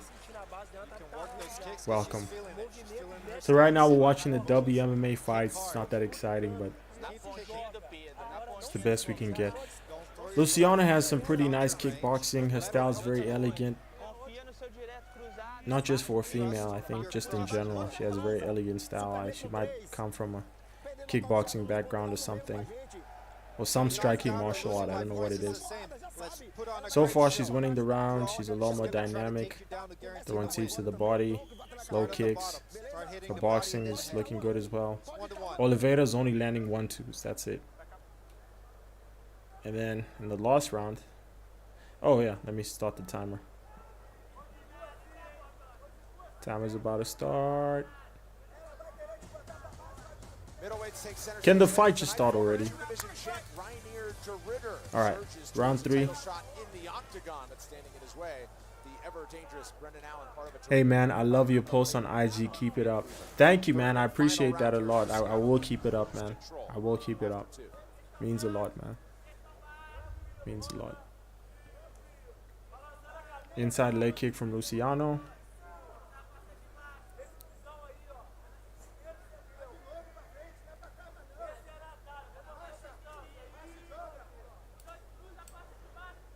Man, Luciano just keeps leaning back with the head, with her chin up in the air. It kind of feels like Tom Aspinall, you know? But Tom Aspinall has more dynamic footwork despite being the heavier fighter. Inside leg kick from Oliveira lands. They're still just trying to find a home for anything to score. Inside leg kick from Luciano. I would say so far. Oh, nice. Ooh, she countered that Superman punch with the takedown. She's in half guard. She did very well in the first round with the ground and pound, so maybe she can have more success in the third as well. She won the first 2 rounds without a shadow of a doubt, but I don't think she even has to do much in this round. She can just stay here, control Oliveira against it. Oh, ground and pound, ground and pound. Round 2, and this is how the end of round 2 went. When she got on top, Luciano really opened up. Was looking aggressive. I love this ground and pound. She clinches again. Is she gonna get the takedown? Above her opponent. Is she actually gonna get the takedown? Wow. Very impressive. I think just on paper, Oliveira is probably the more physical fighter, but Luciano is clearly more skilled. She's faster. She's more technical. She's more elegant. Right now, she's out wrestling her after out striking her in the first 2 rounds. Luciano, that is. All right, let's see if Oliveira can get off her back. We're halfway into the round, and Luciano's still on top. She's gonna win the fight, 100%. Because finishes are less likely to occur in the female weight classes, especially the lower ones. This is strawweight, so I don't think we'll see a finish here. It's highly unlikely. Oh, that was a nice ground. Oh, that was a nice strike. Now she gets Oliveira's back. She's going for a rear naked choke. Is it deep? Is it deep? Oh, it looks deep. It looks deep. She's gonna tap. Oliveira's gonna tap. She's gonna tap. There's no way. Oh no, it's not. It's not. It's kind of like a. Yeah, she's gonna tap. Yeah, she tapped. Luciano wins via rear naked choke in the 3rd round after dominating Oliveira for 2 rounds straight on the feet and having some success on the ground as well towards the end of round 2. Great performance from the WMMA fighters, honestly. It looked really good. So far, the first 3 fights have been really exciting. I can't even complain. 3 back-to-back finishes. Hopefully the curse. Hopefully this doesn't cause a curse. Something tells me that the next fight is gonna be boring. Let me go check it out actually. Yeah. Well, Paul, right here you just see that right hand past the feet. When she rolls to her legs, she immediately gets the right arm under the chin. Before she even had the topside hook. Look at this. All right, so next up we have Danny Barlow versus Jordan Santos. I'll be honest with you. I know that I've heard of Danny Barlow, but I've never watched his fights, bro. I'm gonna just be honest. I've never heard of Jordan Santos. Let's see who's the underdog. Okay, the odds aren't showing, so I'm gonna have to find out somehow. I'm not even gonna talk about this fight. Let's move on to the next fighters I know. Yes, Bruno Silva. I know Bruno Silva and Hyung Sung Park. So right now, between these 2 guys, I'm supporting Park. I really like Park. I thought he would beat Tatsuro Taira. Then I was wrong, and Tatsuro gave him his first loss. And I was humbled, but it happens. I feel like Hyung Sung Park is young. He's still learning. He's going to get better. I don't know how he's getting a top 15 fight after losing to Tatsuro, because he himself is not ranked. Bruno Silva probably lost his last fight. Was it against Manel Kape or Joshua Van? I believe it was Joshua Van. So that's probably why he's fighting Park. And I feel like with how slow the flyweight division is moving, it only makes sense that these type of matchups occur, right? You know, besides, I want to see Park in the top 15. So I can do without Bruno Silva. Good fighter, but I just like Park more. Who's gonna win though? I don't know. On the feet, I just think Park looks better, man. He's faster. I don't know which fight I watched with him. I forgot which one it was, but after watching that fight, I was convinced that he would outstrike Tatsuro. Because like Tatsuro doesn't have, he didn't have hands, bro. For a long time in his career, I felt like he didn't have hands. Like there was that fluke win he pulled off against Hernandez, if I'm not mistaken, where there was an injury. He was getting pieced up on the feet, and then just for him to then go on and piece up Hyung Sung Park was just a shock to me. So shout out to him for making those improvements. I still think Park is gonna beat the crap out of Silva, maybe even get it finished. I don't know. I hope I'm right though. These aren't, I wouldn't say these are fights I've studied extensively. His hands can be. Tonight he takes aim at Brazil's Jordan Santos. All right, let me check.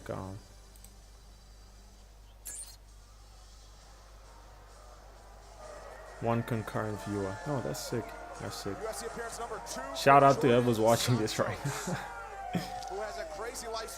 That's crazy. I think I'm gonna need to go take a quick leak. These fights are happening so fast.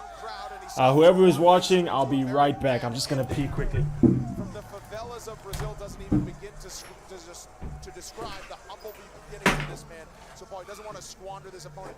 Now that he's made it, won on Dana White's Contender Series last year, came up short in the debut. Chance to right that wrong tonight. Yeah, absolutely. And this guy's a lot of fun to watch. He's super aggressive on the feet, not afraid. You can see that soccer hooligan style in him, even when he fights inside of the octagon or on Dana White's Contender Series, more importantly, because that's really where he showed how skillful he can be, especially with the pressure that he applies to his opponents, mainly with the boxing, with his hands. A bit of a brawler, but again, throws punches in bunches, keeps combinations together, and just stays on him. He's a tough guy. He can take big shots. A lot of fun to watch. And again, in that debut, he had his moments. He certainly hurt his opponent quite a few times. It was a really fun fight, very close fight, a lot of fun to watch. And this guy really hungry to go in there again tonight. And we've seen he's got so many finishes on his record. He's got 3 wins by KO, and actually he's got 5 wins by submission. We haven't really even seen that too much from Santos yet. So expect him maybe to potentially mix things up against somebody like Danny Barlow, who is definitely going to try to stand and trade, maybe work in the clinch a bit. Yeah, Santos is a guy that before his And first I'm fight, back. we talked about him being a pressure fighter. Very measured, good jab, but man, that first fight Alright, let me fix up my stream. That was a tremendous fight against Diaz. He did a lot of great things. Let's see if he can continue that Is tonight. this person still watching? I'll be very impressed. I still have 1 concurrent viewer. That's awesome. That's awesome. Repping his home city of Memphis, Tennessee. What the flip is blocking? On the big Oh, stage. just 4th cable. UFC appearance for Danny Barlow. He's back healthy. He was dealing with a shoulder injury his last time out. That came in March of this year. Before that, that left hand to God, which is his nickname, he had broken that left hand to God. Now that's all healed up. DC's All up right. at middleweight. The weight cut too tough to get down to 170. This is the start of his run at 185 pounds. Says he feels great. Yeah, I mean, he feels good at this weight class. And for Barlow, I watched. So right now we're watching Danny Barlow versus Jordan Santos. He had the style of a guy that was undefeated, right? A guy that felt invincible. So at times he may not have respected people as much, and I think that's what happened in the Patterson fight. But he was getting very close to the left hand.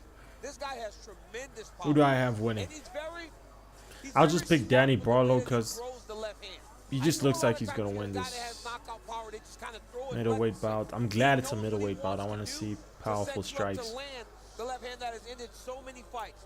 I need to see though if he's going to be able to peel it back a little bit. Now that he has seen the other side of what can happen when you don't get there first, when the other guy does.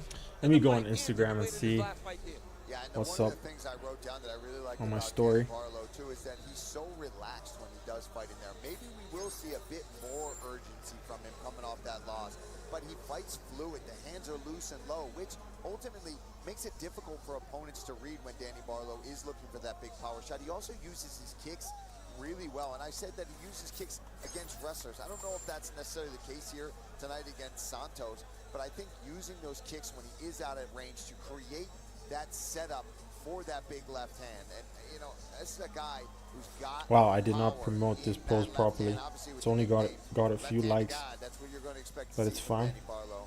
And again, another fun fight here on this card. We're good. We're good. So All right, so Ron, Danny as a Barlow middleweight versus now, here's your tail of the tape for Danny what was his Barlow name as he again? takes on Something the Brazilian Santos is Jordan about to start real Santos. soon. Barlow, 2 years older, 2 inches taller than Danny, too. We highlight the discrepancy. How the flip is Jordan Santos younger than Danny Barlow, bro? This dude looks like an old bat, bro. He must be 40. Apparently, there's this stereotype about Brazilian fighters lying about their age. Some people were saying Jose Aldo isn't actually, I don't know, is 37? Claims he's 37 right now.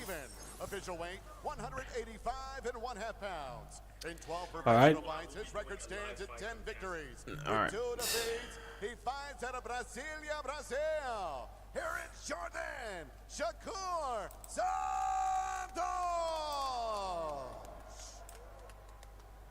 And What the across flip did I octagon, just do? his opponent in the red corner. This mixed martial artist is 6 feet 2 inches tall. He too weighed in 185 and 1/2 pounds and holds a record of 9 victories. With 1 defeat, he fights out of Memphis, Tennessee, USA. Here is Danny, left hand to God. Barlow! Crap, let me quickly fix the screen before the fight starts. In charge is John Cooper. John Cooper will be the third man in between these Yeah, middleweights. there it is. Thank you, Vanessa. All right, I'm on full screen right now. About to start the next fight. Came over to dap us up. Memphis, Memphis, Memphis was the chant. He actually joined the Q&A. He said, I don't have a question for anybody on stage. I just want to shout out. All right, round one's about to start. I'm gonna answer. Oh, Pepe Sonic just asked a question. I'm gonna answer just now, bro. All right, round one. Danny Barlow versus Santos. Who do I think is winning the main event? I gotta go with my boy RDR, man. Like, how could I not go for RDR, man? He just beat Robert Whittaker. It was a controversial decision for some, but I felt like he did enough to win it, you know. I'm not mad at anyone who thought RDR was, or Robert Whittaker was the rightful winner, though. I just feel like his clinch game is unlike anything we've seen in recent history, you know, especially in the middleweight division. For a long time, people were complaining about how the middleweight division doesn't have that many grapplers, or that many competent grapplers, rather. And I feel like guys like RDR, Khamzat Chimaev, Dricus, believe it or not, probably even Sean Strickland are competent grapplers, you know. So I think RDR is going to have relentless knees for our boy Brendan. Santos landed a nice inside leg kick that had Danny Barlow on his knee. Who do you think is going to win? I'd like to know that. I feel like this fight's going to end in a finish, bro. These dudes are pretty fast twitch, fibery, and they're young. If I'm not mistaken, Santos is 28 and Barlow is about 30. They're both in their physical primes. Ooh, nice 2 from Barlow. Oh, that was a nice uppercut. If that landed. That's such a dangerous punch, that lead up. Nice jab from Barlow. Nice jab again from Barlow. Santos tries to counter. There's only a split second late. It is dangerous, but you see how it set hit, how powerful that left hand behind it. Yeah, this fight's going to end in a finish. Yeah, that's what a lot of guys do. 100%. This fight's going to end in a finish. That leg kick. But against the southpaw, it is dangerous, it is tricky. And Inside leg kick from Santos. he's real herky-jerky in there, too, the way he stands. 2 from Barlow. By the way, do you mind just confirming whether or not you can see the timer on my screen? Inside leg kick from Danny Barlow. Santos is just moving his hands all Yeah. over the place, man. Hard to get a I also think RDR will get the job done tonight. 100%. Ooh, nice 2. For both fighters landed 2 on each other. 100%, man.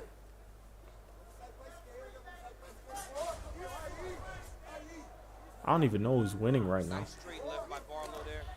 Santos, he has nice counters, you know. But I feel like it could be his downfall. Because if, I don't know, if Barlow knows the counter is coming, he might play into that, you know. Nice cross to the body from Barlow. Yeah, nice straight right to the solar plexus there from Barlow. Ooh, oblique kick from Barlow.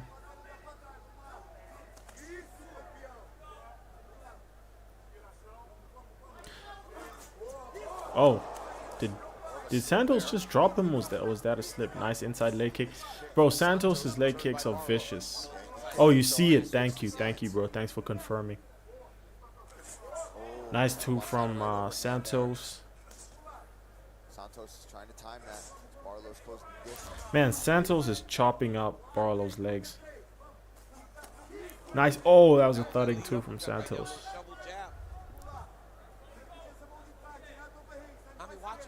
Okay. You can tell Santos can't balance anymore. He lands a switch kick to the body, but doesn't really do anything. Santos lands a nice two.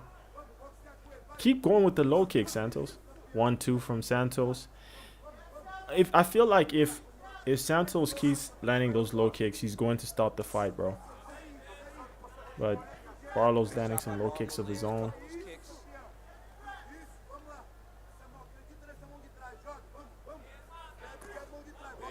Hey, nice big meaty overhand from Santos. Just a hive of activity for Santos. Yeah, it's frantic. Yeah, it is. Keep that hand close. Ooh, nice knee to the body from Barlow. I don't know how these guys eat like knees and kicks to the body. It just seems like too much to take. My brother punched me in my solar plexus once. I was on the ground. It's very painful. You fall down uncontrollably. Like, doesn't matter how strong you are, you know. Nice two from Barlow. Okay. All right, there goes round one. Round two coming up. If I had to give the first round to anyone, I'd say probably Santos. I'm not very sure because it was very competitive, but if you saw the reaction he was getting out of Barlow with his leg kicks, as well as the counters, as well as the straight punches, I just feel like Santos won it, but it's a close round. It's up for grabs. I feel like it's a little too close for comfort. Like, none of these guys should be going back to their corner saying, yeah, I'm pretty confident I won the last round, you know? So you need the third strike, okay? You have to kick his legs. Alright, so guys, what do you think is next for the winner of the main event? That is RDR versus Brendan Allen. What is next for whoever wins that fight? Because remember, RDR could slip on a banana peel, and if that happens, I guess Brendan Allen's gonna face the next guy in the top 5 or something, because he just came from a victory over Marvin Vettori. So if he beats RDR, he'll be ranked in the top 5. He'll be seeing himself in the title shots. Yeah. Pretty good round one, I think. 10-9 Barlow. Yeah, you might be right, because I'm kind of multitasking right now, so I can't really pay too much attention to the fight. Yeah, because I've noticed I'm normally very good at scoring fights, but I've never streamed. Oh, I forgot to start the timer. My bad. That's fine. So 439, 438, 437, 435, 434. I think there's no point in me even showing the time right now. 429, 428, 427. Santos corner wanted more leg kicks. All right, I'm locked in. Santos counters a low kick with the jab. Nice two from Barlow. Nice inside leg kick from Santos. I don't know why he's not throwing more of those leg kicks, man. Nice. Oh, nice overhand from Barlow. Yeah. Knocked him around the other way. No body kicks, no head kicks from either of these men yet. And I think that's there for them, DC, because when you've attacked the inside leg so much, you just got to hit that.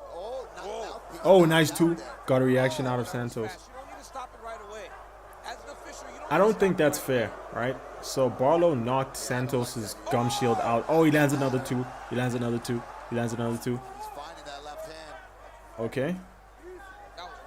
Santos tries to retaliate. Eats a knee to the body. He was looking for that at the first. Never really landed it with too much pop, but that was a nice one there. That left hand was nasty, right on the butt. And I love that. There's no telling there. When he's throwing it just crisp and straight, not trying to wind up on it. I feel like that's when he's really finding Nice the jaw jab of to the Santos. face and body from Barlow. Threw it as the jab a couple of times. Yeah, I like the way he throws his uppercuts. Uppercut there. Nice jab from Barlow.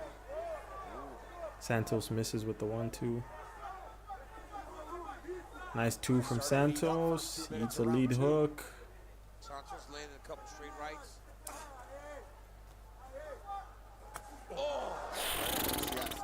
Barlow's overhands are nasty, man. I'd like to see Barlow They're be a pretty little damn more nasty. active, though. 242, 241. Nice 2 from Barlow. Combination. Yep, throw some combinations, Barlow.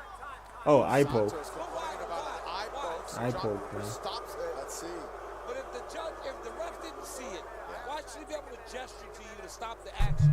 Let me try to test my timer out. Like, how do you pause it? We're about to find out. Jason Herzog working as the review official. You can't pause it, right?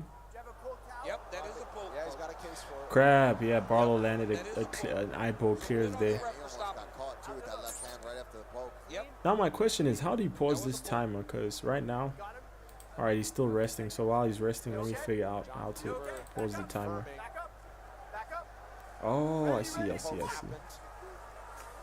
resume action halfway All right. through round 2. 229, 228, 227, 226. Nice jab from Santos. Really well. I would just love to see a mix up the target with it a bit more. See if you can catch your opponent off guard. Nice 2 from Santos. He eats his 2 of his own, but he kind of... Okay. Body does Barlow. Barlow digs to the body, lands a nice 2, lands an uppercut. Barlow might finish this fight. He's winning the second round. Nice jab again. Yeah, Barlow in this second round really starting to put some sting on these shots. First round, again, we talked about a bit more feeling out, trying to find the range. But Barlow seems to have found it. And again for Barlow. Oh, that was a thudding 2 by Barlow. Thudding 2 again. Oh, lead hook. 2. Oh, he's finishing him. He's landing flurries, bro. He's gonna finish him. There's no way. There's no way Santos can. Wow. He's back. Oh, another 2 from Danny. Oh, he's so gonna finish that fight.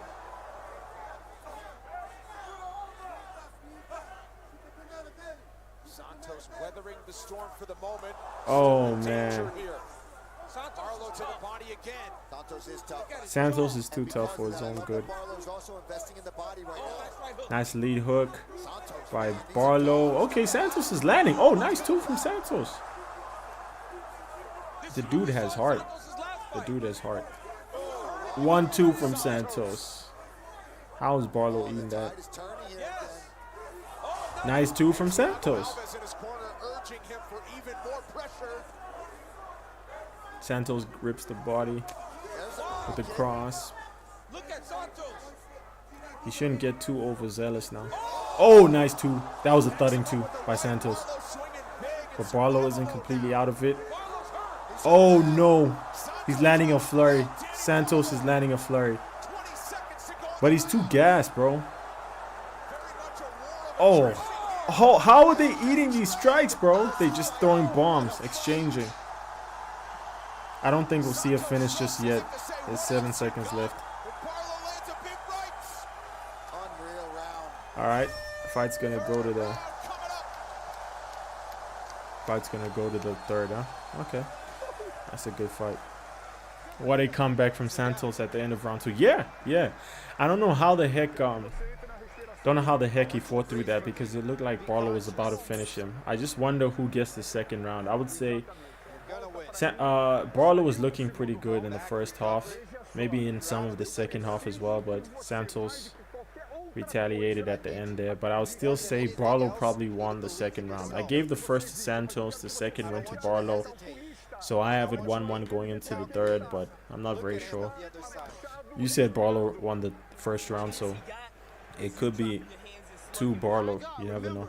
More body shots. Look, his only chance is a slugfest. Do not get into a slugfest, okay? Footwork. Stick. Use your stick. Get your stick. Get your stick. Get your stick going. Nico Price. I don't know why I just thought of Nico Price. Okay, this time I'm gonna start the timer. No freaking way. All right. Nice 2 from Santos. Nice low kick from Santos again. I think Barlow's trying to counter. He's trying to set up a counter with how stationary he looks. Oh, nice 2 from Santos. Nice 2 again. Oh, head kick, then he slips. Santos, that is. That's a great fight, bro. It's a great ass fight. Nice jab from Barlow. I mean, the brawl seems to be the Santos' advantage. Oh, yeah, he's tough, man. He gets hurt and he just wants to get it back. Well, we saw this in the last fight, right? When Santos fought against Ozzy Diaz. Yeah. He was hurt, it was fun, but it was just a barn burn. Nice 2 to the body. Looking at the superficial damage, Santos looks like he's absorbed a lot more. The eye poke probably played a little bit of a role, but still, I just feel like Barlow's landed a lot more. Watching the footwork important too when you've got southpaw versus orthodox. Who can get to the outside? You see Barlow circling into that right hand right now. And Santos wants to keep nice 2 from Santos. That right leg oh, Barlow returns with the 2 of his own. Nice left hand there by Barlow. Like that, right? That little stick. That's the best way he does it. When he just throws it like a laser beam down the middle, it's most effective. Oh, nice 2 from Santos. Yeah, Barlow tough too here tonight. Yeah, he's been hurt bad and he always answers back.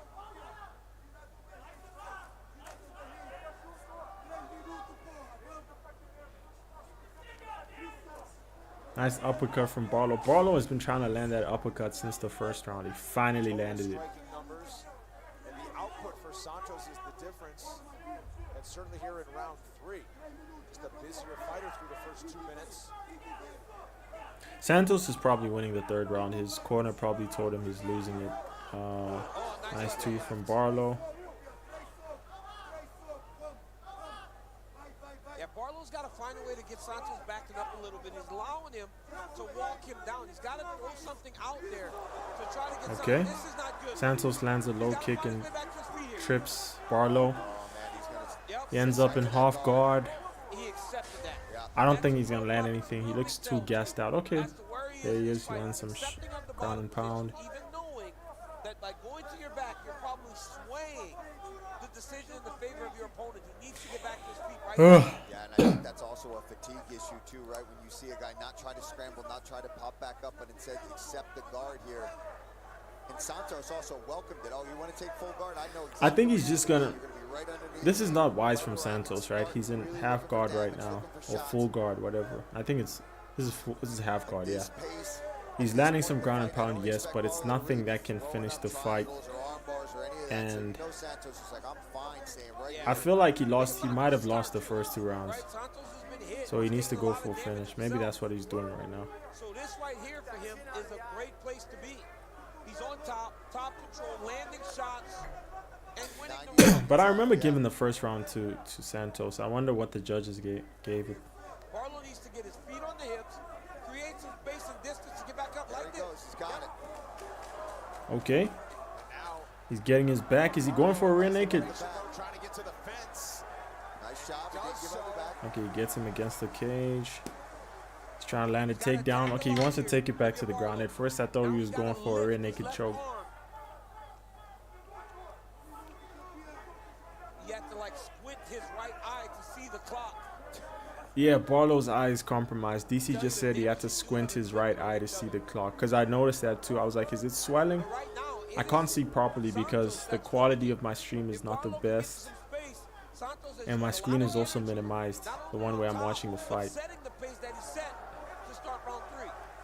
Okay, they separate. Yeah, Santos is clearly winning the 3rd round. Barlow won the first according to the significant strikes. So I think you were right. Pepe Sonek, yeah. It's probably Barlow who won the first round. Oh, nice thudding 2 from Santos.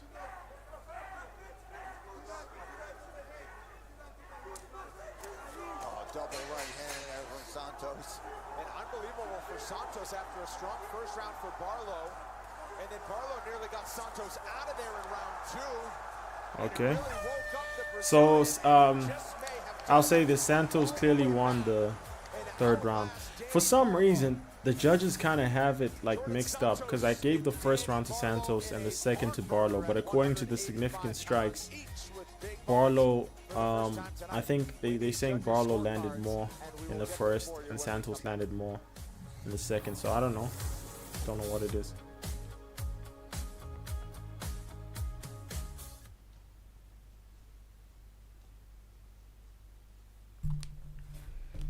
Crazy.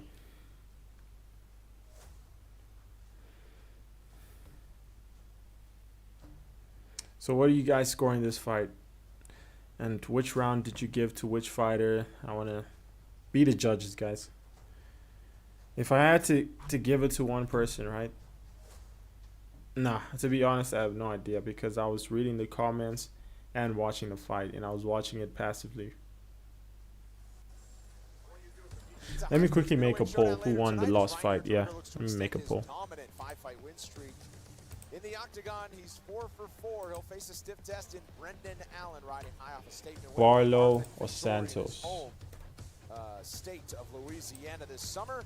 It's all next only on ESPN Plus and the ESPN app. Who won? Let's see how the judges saw this one. All right, I just started a poll, guys. Let's see what the results are. Barlow or Santos? Santos. Your winner by unanimous decision. Okay. Jordan Shakur. Oh, Santos won. Yeah. Okay. Huge life moment for Jordan Santos. Because I was not sure. I did give the first round to Santos. I gave the second to Barlow. And the third was obviously for Santos, but I wasn't sure at all, you know. I think the judges got it right. Might as well end the poll, because there's only one voter. It's crazy. Tonight, let's get to the flyweight division. Right at home, directly in the heat of battle, Brazilian flyweight Bruno Silva loves his chances in any opponent's wheelhouse. Man, doing lives is so hard when you have under 1,000 subscribers. Even then, I still feel like it's difficult, because I've seen guys with like over 50,000 subscribers. Then when they do lives, they only have like 50 viewers, concurrent viewers, which is good. But I mean, you'd expect an account that big to have way more concurrent viewers. But I'm grateful, man. I have, at least at any given point, I have one person that's engaged. You know, they don't even have to be here. They're choosing to be here. So I'm grateful, man. I'm grateful for, let me read who's been here. Pepe Sonek, Shro, SRO, Azer 4K, JDU. I've had like 39 people view this stream, and out of those 39, at least about 6 of them were, you know, contributed or engaged. So appreciate that. Now let me make another poll. Who do you guys think is gonna win this one, Park or? Hold on, let me make it real quick. Park. That's a lot to take on early on in his career. I think this fight with Bruno Silva gives him a much better chance Park or to go out there Silva and show those skills. This young man has got power in his hands. He is strong. He pushes a great pace, and again, relaxed, under control, and stalks his opponent the entire time.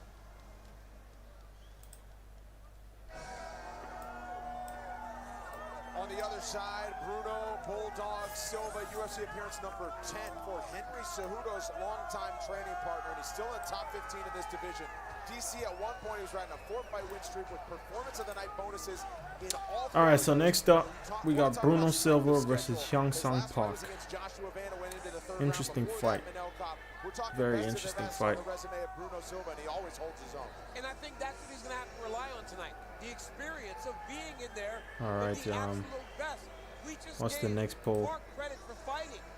Park versus Silva. On the way to becoming one of the guys so you think Park wins? I think Park wins as well. I just hope he does win, because I won't lie, Park is a bit inexperienced. I don't think he doesn't have any ranked wins. His wins are all outside of the rankings, so it's kind of like fight is what we've come He to kind of expect already from got, Shogun. I would He say he has got fraud checked by recreated himself Tatsuro multiple Taira. times over the course of his career. No, no, not Let's see fraud how he check. takes Nah, on nah, nah, nah. this Tatsuro is a very pursuing good fighter. challenge It's and not like another losing young, to, up-and-coming hungry no guy disrespect, that's trying Neil to really Magny. make Neil the Magny's a UFC good elite fighter. division. Yeah, we're He's all a really vet, right? excited But to see Bruno if you Silva lose in to this Neil particular Magny, matchup, as Park you're does not like to start top moving 15 forward, worthy. try to It's box just, it before he it mixes just in works his like that. wrestling. Like Let me Mike tell you, Malott. Bruno Silva, don't Remember when mind he that lost one to Neil bit. Magny? You wanna come in him, you wanna You know, exchange after punches. dominating He the is early rounds. I more still than think willing Mike to is engage. good. I just don't know how he 6 lost wins that by fight. knockout, 4 by submission. Danny is just too damn crafty, He's man. married to the game. He'll This go is right back crazy. to So the training fight's to help already him. started Ceruto, on the get ready. UFC website. Let me see if I can. Referee Chrissy Blair on hand with us here. Okay, crap. In his third appearance of 2025, and Bruno Silva in his second. Last time we saw him, he was fighting Okay, Joshua fight's Van. about to start. Fight for Alright, the gold. fight just started. Silva's in yellow. Park trying to break into the rankings. He's in black. I like about Park is how clean his skills are, man. His technique is so clean. This guy's so big, powerful, fast. But he doesn't waste anything whenever he's Alright, throwing his punches or his kicks.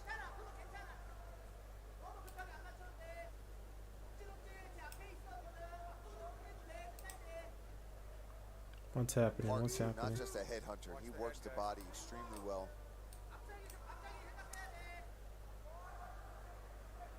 Oh my gosh, why can't it hide the... Let me end the poll. Because it's... Nice jab from Silva. This is good for Bruno, right? As the guy that's been in there with the higher level of competition, with the names, you got to be the one pressing forward. Yeah, I also didn't know who won the previous fight. Oh, nice uppercut from Bruno. But he runs into a single leg. Park takes him down. Oh, hey, I didn't know you were nice like that, Park. Grappling looks good. Eats an elbow. You never know what toll it takes on these guys until it starts to show inside the octagon. Yeah, and those last two.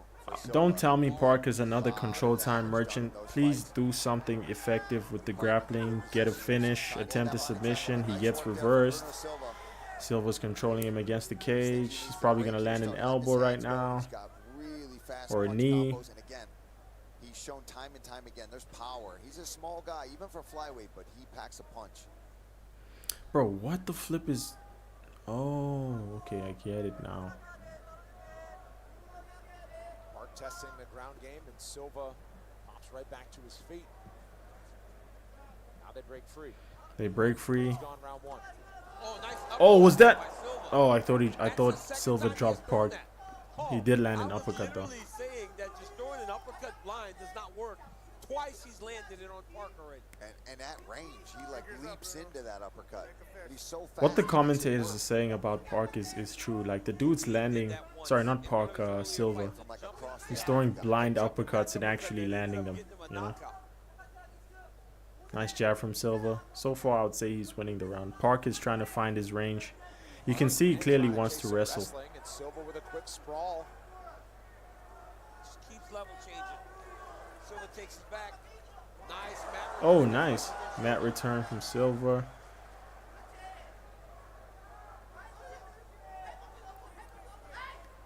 Yeah, Park, so far, Park's not winning this fight, bro. Park is not winning this fight.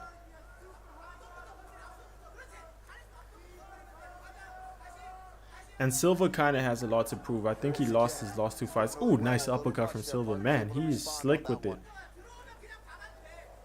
Eats a right hand entering this time, Silva. Man, Park is being inactive, bro. Park is being inactive. Oh, crap, he got hurt to the body. Whenever he enters, those shots around the guard are going to be a little more difficult to get to, so you got to split them. Whenever Park keeps such a disciplined guard.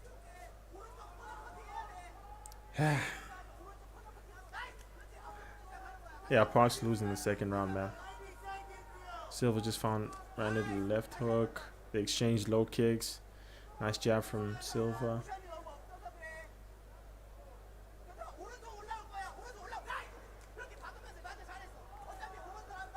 Park controlling the center here.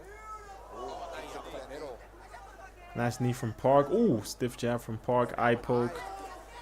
Park was protesting to the referee, who's kind of out of position behind him. Oh, Did that elbow land from Silva? If so, that was slick. Stiff jab from Silva. Yeah. Watch, he's gonna try to land the uppercut at least one more time before the round ends. And he gets taken down after attempting a kick. Silva, that is.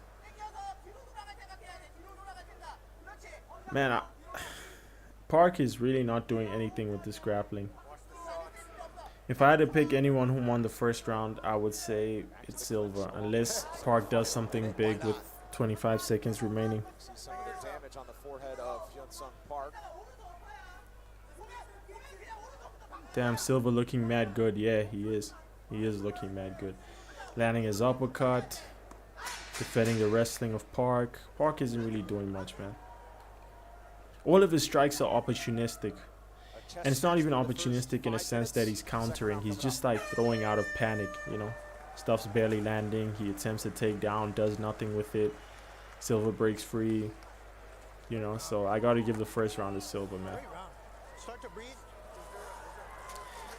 Yeah, Park, I don't know, man. I really wanted Park to win this fight, but it looks like he won't be.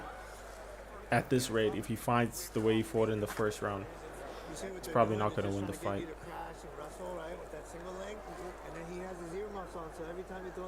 Let me get ready to start the timer again. Any body work, don't throw more than one shot, and you're out, right? All day long.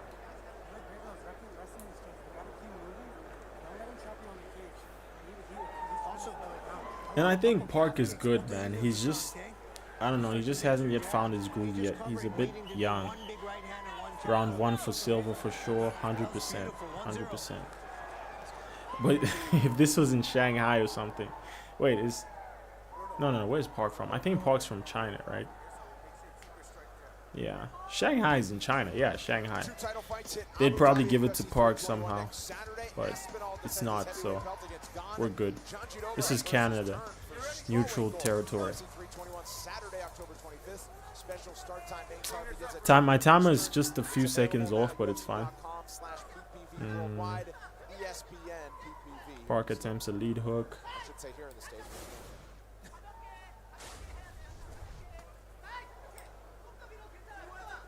Come on, Park, do something, man. Oh, Silva drops him with the lead hook, I believe.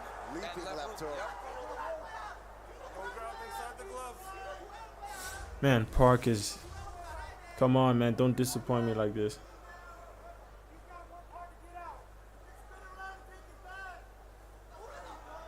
Silva gets his back. Is he going for a rear naked choke? Is he going to submit him? He's trying to get a body triangle.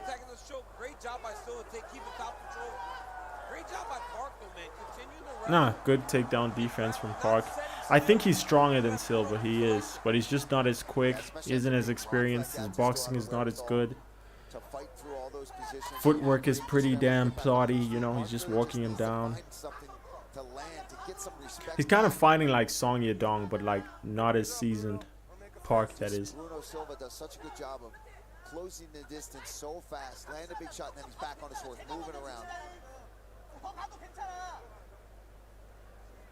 Now that Bruno's hurt him with the left hook, though. Now we might find that up. Yeah, Bruno, man, at this rate, he's winning the second round, bro. He dropped him. He dropped Park. Lands a stiff jab again. Lands a stiff jab again. Silva is just piecing up this guy, making him slip. Silva finds a target there.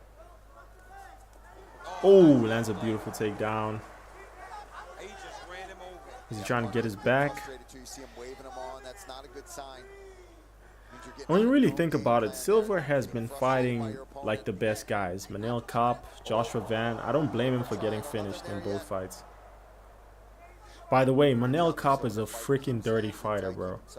Manel Kape is a freaking... He's lost 2 fights. His last 2 finishes were dirty. Against Aso Amabayev, there were the eye pokes. Against Silva, there was the groin shot. But I think Silva also landed a groin shot of his own, so I guess he kind of had it coming. And the thing about Kape is, he does this in fights that he's already winning. So I don't get it. What's the logic, you know? Are you just trying to be a bad guy? Are you trying to win in the most controversial way possible? Because it's eventually going to come back to bite you, you know? Whether you get penalized from the UFC or for the fans, it's gonna happen somehow. You know. Silva is in half guard right now, not really doing any damage, but he's already won the round. He dropped Park, so he just has to hang on him for the rest of the round, and he'll be fine. Is that blood coming out of Park's mouth, or is his mouth guard red? I don't know. Park gets back up, but then gets controlled against the cage. 1 minute 50 seconds remaining. Silva just keeps forcing him to play defense.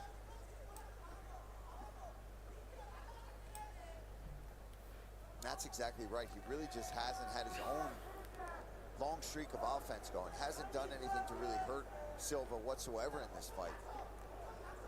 All right, Silva is having the better. Park is a powerful striker himself in this flyweight division, but just has not been able to land anything clean.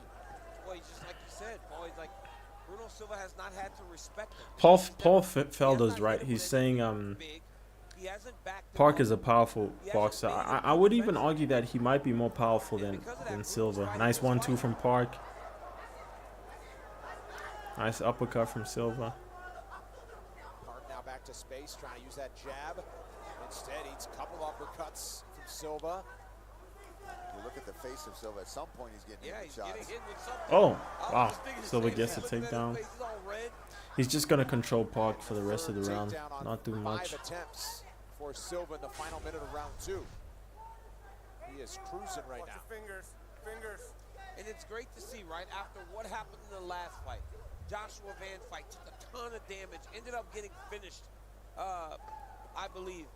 To come back and fight in the way that he's doing tonight really is a credit to who Bruno Silva is and the work that they're putting in at Fight Ready, right? To get him ready for these fights, knowing that you're in a position where you just got beat by a young guy who earned the title fight. Now you're in there with another young up-and-coming guy. Are you going to give him your position? Obviously, he's not ready to do that. Third round coming up at flyweight.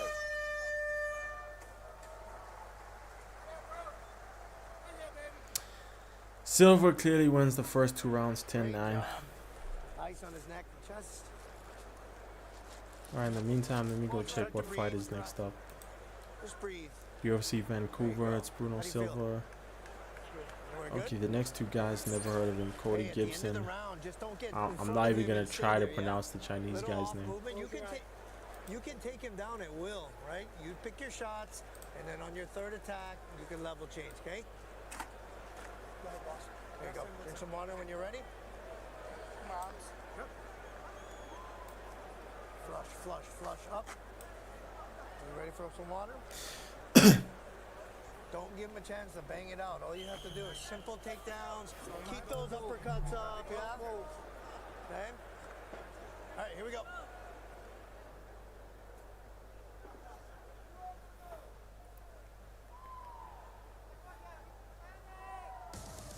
The UFC Round 3 coming up. Park needs a finish. Park needs a finish. Because I don't... What the flip, bro? Sal Ram, I have no idea what he's stopping the fight for. This guy stopped the fight. For what? To look at what side physician to come in and take a look at Hyun Sung Park. Have a look at his lips, okay? Yang Sung Park's lip is busted out. What are we doing? Come on. Okay, the fight continues. Luckily. I don't mean to be his guy, but his lips, I don't know. his lips cut. Yeah, he's getting punched in the mouth.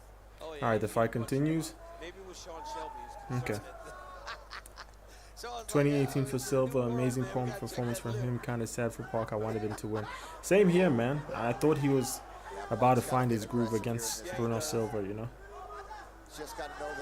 Nice 2 from Silva. Oh no, he's gonna get a takedown. Nice 2 from Park. Okay, he's got his foot on the gas. Finally, took him long enough. Oh, come on, Park. Just bite your gum shield, bro. Nice knee to the body from Park. Nice. He lands. He rips to the body as well. Nice spinning back elbow. Okay. Silva goes for a takedown. He's clinching. He's not physical enough. I don't think Silva is powerful enough to get respect from Park. Park is clearly the power puncher here. Nice 2 from Park. If he can just land flush, bro, on Silva, he could drop him. Park knows he needs a finish. Nice right hand by Park. Oh, nice body shot. Beautiful. Oh, nice body, knee to the body by Silva. Trading jabs throughout the fight too.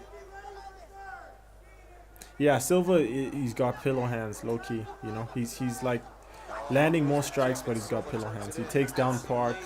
Probably doesn't want it on the feet anymore because that just gives Park a chance to knock him out. The same as the other rounds, he gets Park's back, tries to control him against the cage, manages to get a takedown. He's not going to do anything with it. Park is going to stand his base. Oh, wow, he gets his back. He gets Park's back. He's got a rear naked choke. It's not deep just yet. It's a body triangle. Is he going to go for a rear naked? Probably. Park is hand fighting. Oh, no. The left arm is getting under. Yeah, nice. Park. He's getting back up. Oh, no. It looks deep. He tapped. Park tap. Putting the finishing touches on this one. Round 3. Submission win for Bruno the Bulldog. Fair play to Bruno. Inside the top 15. Fair play to Bruno. I mean, like, I just felt like Bruno had a lot more to prove, coming from 2 back-to-back losses. It was only a matter of time, you know, before the UFC cuts him, you know. So he couldn't afford to lose this match, because I guarantee you, if he had lost this match and his next match and potentially his match after that, he would have been cut by the UFC. You know how competitive this sport is. So he had to win that fight. Fair play to him. Park will be back. He will be back with vengeance. I'm fine. No, you're not. Bruno jumps right back on the choke. I mean, that was nasty. He'll be back with look at where his vengeance. hands are. There's no defending this. His hands are all the way behind. All right, let me screen share again. Great job by Bruno Silva. 5th career win by submission for Bruno Silva. We'll make it official next. So yeah, there goes Park. Man, I feel like how many freaking of the fights I predicted, right? I predicted Azamat Bakoyev and Bruno Silva versus Yang Sung Park. I'm 0 out of 2. Hopefully I get my next prediction right. I know Drew Dober. I don't know Kyle Prepolek, so I'm just gonna go with Drew. I don't know Cody Gibson. I don't know Akri Keelang. No, I usually know a lot of the fight night guys, but nah. And most of the guys in the prelim, I didn't know them. But in the main event, I think I know every single one of them. Kyle Nelson. Let me go back to it. Hey, this UFC website is so glitchy. Okay, fine. Kyle Nelson, Matt Frivola, Davey Grant, Charles Dodane. I know all of those guys. Manon Fiorat. I don't know how to pronounce the name. Jasmine. I'm not going to try to pronounce it. Ayman Zahabi. Marlon Vera. Kevin Holland. Mike Malott. Of course, Reinier de Ridder, Brendan Ann. I know everyone on the main card. On the prelims, the only guys I knew were from 2 fights. Azamat Bakoyev and Yusri, as well as Bruno Silva and Yang Sung Park. So I'm a casual, but not that much of a casual, guys. Mackenzie Dern for the strawweight crown, UFC 321. Special start time at 2 p.m. Eastern for the main card. Available now on Alright, let me see how many concurrent viewers there are here. 2 concurrent viewers. Okay, not bad. Could be worse. Back to Vancouver action, and Joe Martinez makes it official. Ladies and gentlemen, the rear naked choke submission comes officially. 2 minutes, 15 seconds of round number 3. Your winner, Bruno Bulldog Silva!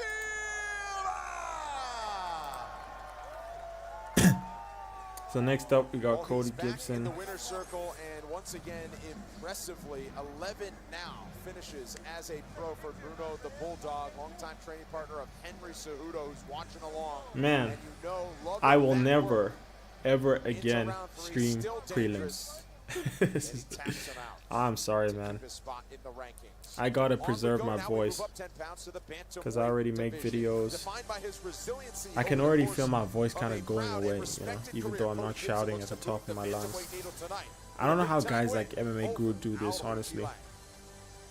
But the crazy part is you can get so many clips from the stream and turn it into long form or short form content. I think I'm gonna do that because yeah, we have some really good fights left on the card. I know I'm gonna post my reaction to Yusri Belgari versus Azamat Lukoyev. I'm also gonna post my reaction to the main event as well as the co-main and some other exciting fights left on the card. So I'll clip a lot of the reactions from these live streams. So I guess it's all worth it at the end of the day, right? Even if I only have one concurrent viewer. Shout out to him, man. He's the real one. For so long now, since 2021, fight some of the best fighters in the world. And he has big power. He has a belief in that power. He has good wrestling and defense. That's why you saw him. I feel like this is going to be a technical fight. Yeah. Cody Gibson versus... let me check out their records. Tremendous striker. Like I said, great power. 22-11 versus 25-11. Wow. So this is evenly matched on paper, just considering the records, because they have similar experience. Obviously Cody Gibson has a longer reach and height. Yeah. Trying to move Cody Gibson back and keep him on that back foot so he's not able to shoot as effectively.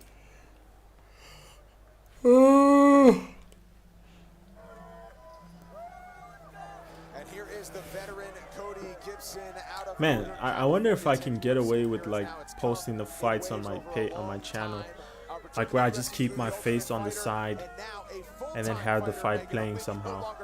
I'm gonna have to edit it though, yeah. A high school teacher and a father of 3 and a husband, he would get up and have practices at 4 o'clock in the morning, or what he could make of a practice at 4 o'clock in the morning, go teach a full day of students, and then have another practice around 7 p.m. And he talked to us about being burnt out by the end of the day, and he said things would fall to the wayside. Let me take off these headphones. He stopped teaching full-time in June. Now he's just a sub, so he's able to have a real training camp. He said he trained all summer long, twice a week, and now man, won't these guys come check out my live, man? I promoted my live on my story on Instagram. I expected more people to tune in, but it's fine. It's all good. Oh, I see Pepsi Sonic. I actually see you on IG. I think you joined from IG. I can see your Instagram account. Pepsi Sonic. So I guess promoting it on IG kind of worked. But I can tell, like, I'm going to check on... IG is limiting the views on my stream. Like, the views on my story. I've noticed it does that. Anytime you try to post a story that redirects the story viewers from Instagram, they limit its reach because they want to keep you guys on Instagram. Because you'd be surprised, my normal stories, right, if I just post talking about something, they can get up to 400 and something views. But anytime I try to promote a link, it always gets under 150 views, which is like almost a 300% decrease. Yeah. Alright, so this one's about to start. Let me get it ready. The timer ready, that is. He weighed an officially 135.5 pounds and holds what the flip did I just do? 25 victories, 12 defeats, with one no contest. Fighting out of Shanghai, China, he is the Mongolian Murderer. Alright, I gotta get the timer ready.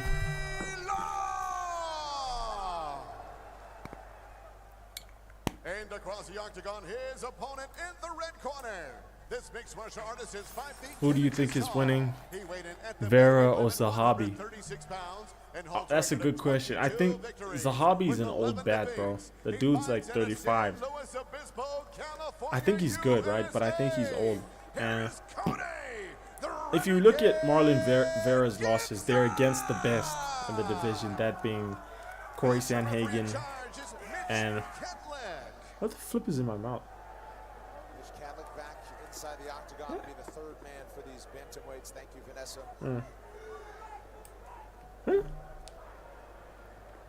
Cody Gibson It's like there's a hair in my mouth. UFC stint back in 2014 and 15 before returning in 2023 through the Ultimate Fighter season 31. All right, my time was a bit off. Oh, nice. They both landed 2 on each other. So I think Marlon Vera is gonna win because his only losses in recent history. Oh, dude! Oh no, bro! He landed a 2, finishes the fight. Wow. I don't know how to pronounce his name, but on UFC Fight Pass it says he's from China. Man, this was insane. Performance of the night. Performance of the night. That's I would say it may not have been the most entertaining time-wise because it ended fast, but I would say it was dominant. It was dominant. That was later than 20 seconds. That was earlier than 20 seconds. That fight was shorter than 20 seconds. Let's see what he landed. He counters an inside leg kick with the 2, drops Gibson, goes for the ground and pound finish. It's a wrap. I would say it's a good stoppage, man. He didn't have to take any more punishment. And these guys are fast, man. He couldn't have counted that any better. I feel like it's one of those instances where he had been drilling that in his training camp, and this was just repetition, a product of repetition, you know. So yes, back to the question: Zahabi versus Vera, right? Vera's kickboxing is light years ahead of Zahabi. I think Zahabi is a better grappler, yes, but I just feel like Vera is gonna have a lot more to prove. This is probably the hardest he's ever worked in his entire career because he kind of got used to winning. For a long time, Vera was seen as like the boogeyman of the division. I remember a lot of people thought he was going to beat Corey Sandhagen. And then Corey did that to him. I think he won almost every single round, if not every single round. One of the judges tried to score it for Vera, bro. Bro, it's so freaking shameful, bro. Like, the audacity they have to... I don't know if I'm being too hard on some of the judges, but I just feel like it's corrupt judging. There's no way you can watch that fight and tell me Vera won it. Like, it made absolutely no sense. I'm pretty sure even Vera didn't think he won it. But the thing with Vera, right, if he's going up against elusive strikers, dynamic strikers like Sean O'Malley and Corey, he's going to lose. He's a plotty guy. He doesn't have that much volume. His goal is to find that one shot. That's what he's always been good at. And I think against someone like Ayman Zahabi, he could very well find that shot. But I don't know. I would love to see Vera winning. So he is one of my most loved fighters, just like Edson Barboza. But yeah, I like Vera, bro. His style, it's a very exciting style. He's just one of those guys that you got to give him the right matchup, bro. If you give him a stylistic nightmare like Corey or Sean, it's not going to work in his favor. But if you give him like a... Let me make an example of a fighter who's a good matchup for Marlon Vera. Who in the top 15 is plotty? I can't think of anyone right now at the top of my head because a lot of these guys are mobile. But if you give Chito Vera a plotty guy, he is going to knock them out. Yeah.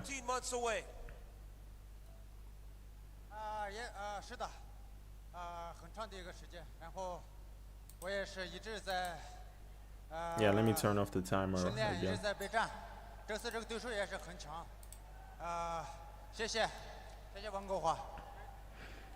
All right, only one more fight left on the prelims. I understood the last part, sheshe, which is thank you, but I know we spoke a lot about this fight, and he had zero jitters, being 13 months out. It's a great feeling. We have nothing but respect for Cody and his team, and it was a great win. Were you surprised that Cody was that aggressive early in the fight, being that you now have 9 first-round finishes? 9 KO. Yeah, 是的，是的。然后也是一直在备战，感谢我的团队 Fight Ready，感谢 UFC，谢谢温哥华，谢谢。Thank you to my team, Fight Ready. Thank you, everyone in Canada. We love you. All right, who do we have next? Finally, a fighter that I know very well. Drew Dober versus Kyle Prepelic. Just had Bruno Silva, 3rd round tap out. This one a little easier, 21 seconds flat for Aoriqi Lang. who returns to the octagon in a big way. And Paul, this is worth another look. Just a clubbing right hand. All right, let's see what this fight ends up like. That inside kick standing right in front of Aoriqileng and gets crushed with that right hand. And then these hammerfists you see just never really recovered. The eyes were still open, but he was not there. Hey, DC, that was... Man, Drew Dober is really a UFC vet. 27 wins, 15 losses. Kyle has 18 wins, 9 losses. They kind of have similar records, you know. He could literally just make it up and we wouldn't know. They win 66% of their fights, which would be bad in a boxing context. But in MMA, I think this is you can't really say good or bad. Like I always say, records don't tell the full story. It's like, imagine having this record in Bellator versus having this record in the UFC, you know?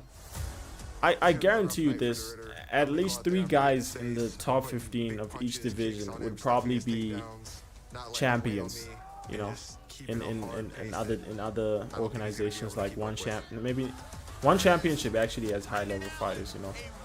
Even Bellator, even PFL, but there's just some divisions that are trash. Like the lightweight division in Bellator/PFL, I think it's good. You have guys like Paul Hughes, Usman Nurmagomedov. I think those guys are killers, right?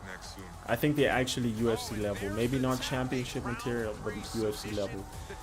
But in that same event I watched, where there was Paul Hughes versus Usman Nurmagomedov 2, the co-main event, I don't even remember who exactly it was. It was I forgot, but it was not impressive. It was a light heavyweight bout. Corey Anderson versus some other guy, I don't know. He looked like he was from Russia. That fight wasn't the highest level. Like imagine those guys versus Magomed Ankalaev, Yuri Prohaska, Khalil Roundtree. They would lose, bro. They would lose. And Corey Anderson is the champion there, you know. He got cut from the UFC and became a champion in the PFL.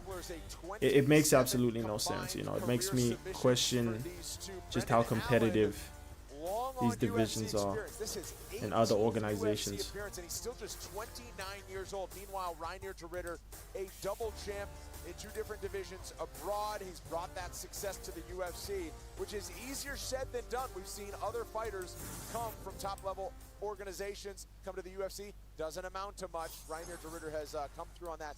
4 UFC victories: Daniel Cormier, Paul Felder, Brendan Fitzgerald. And it's been special for Reinier de Ridder this first year on the roster. You know what's crazy about de Ridder?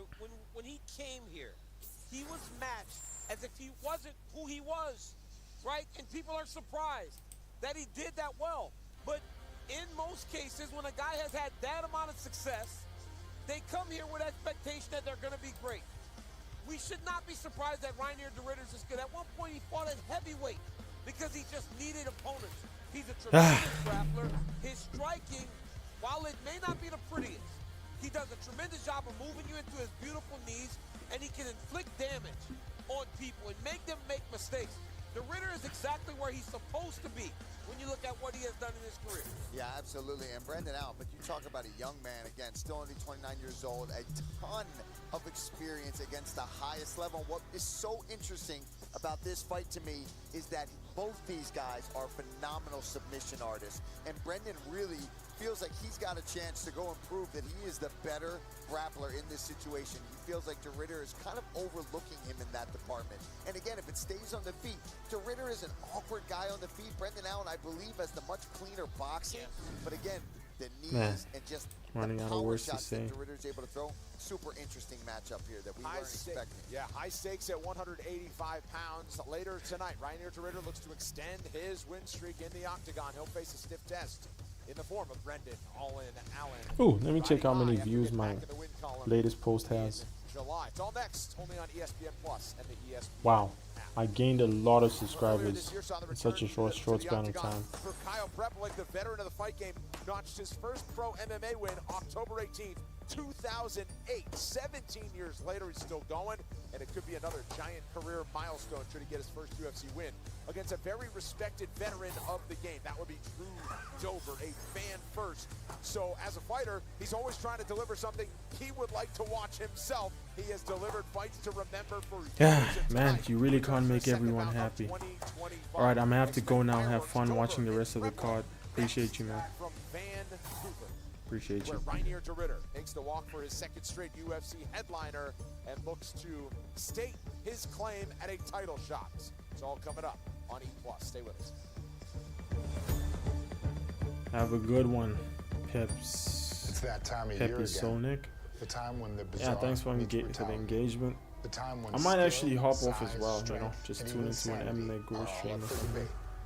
We partnered Because with I am Zach Bagans and the tired. Haunted Museum once again to bring you Fright Pass all month long. No rules, no logic, just violence. You're scared, you shouldn't have signed up. You shouldn't have signed up. You're in a place to be scared. Seems like they're trying to kill time because the previous bout ended in like 20 seconds or something, so they have to play some UFC highlights.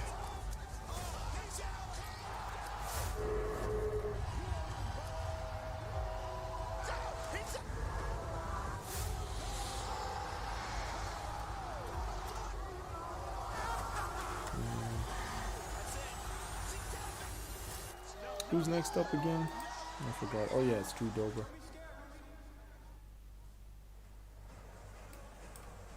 This app is weird. It's like, how many concurrent viewers?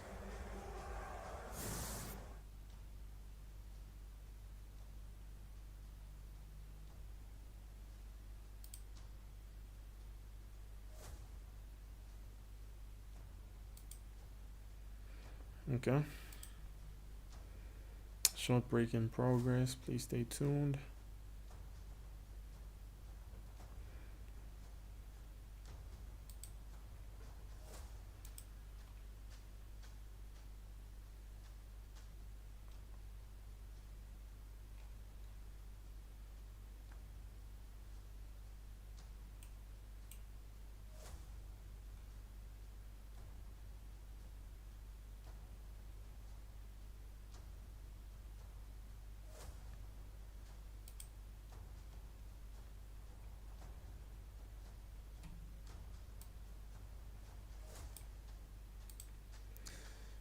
Man, how the flip does MMA Guru do this?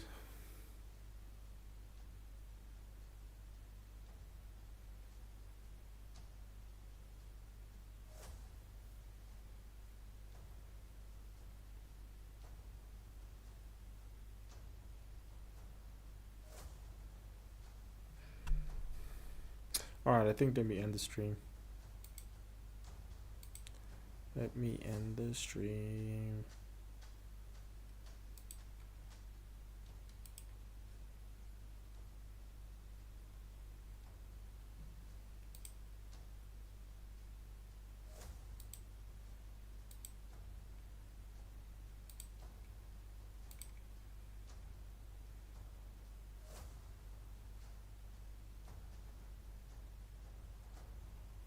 Later, Unc. Yeah, I'll check you out, man. I'm still contemplating ending the stream though, cause like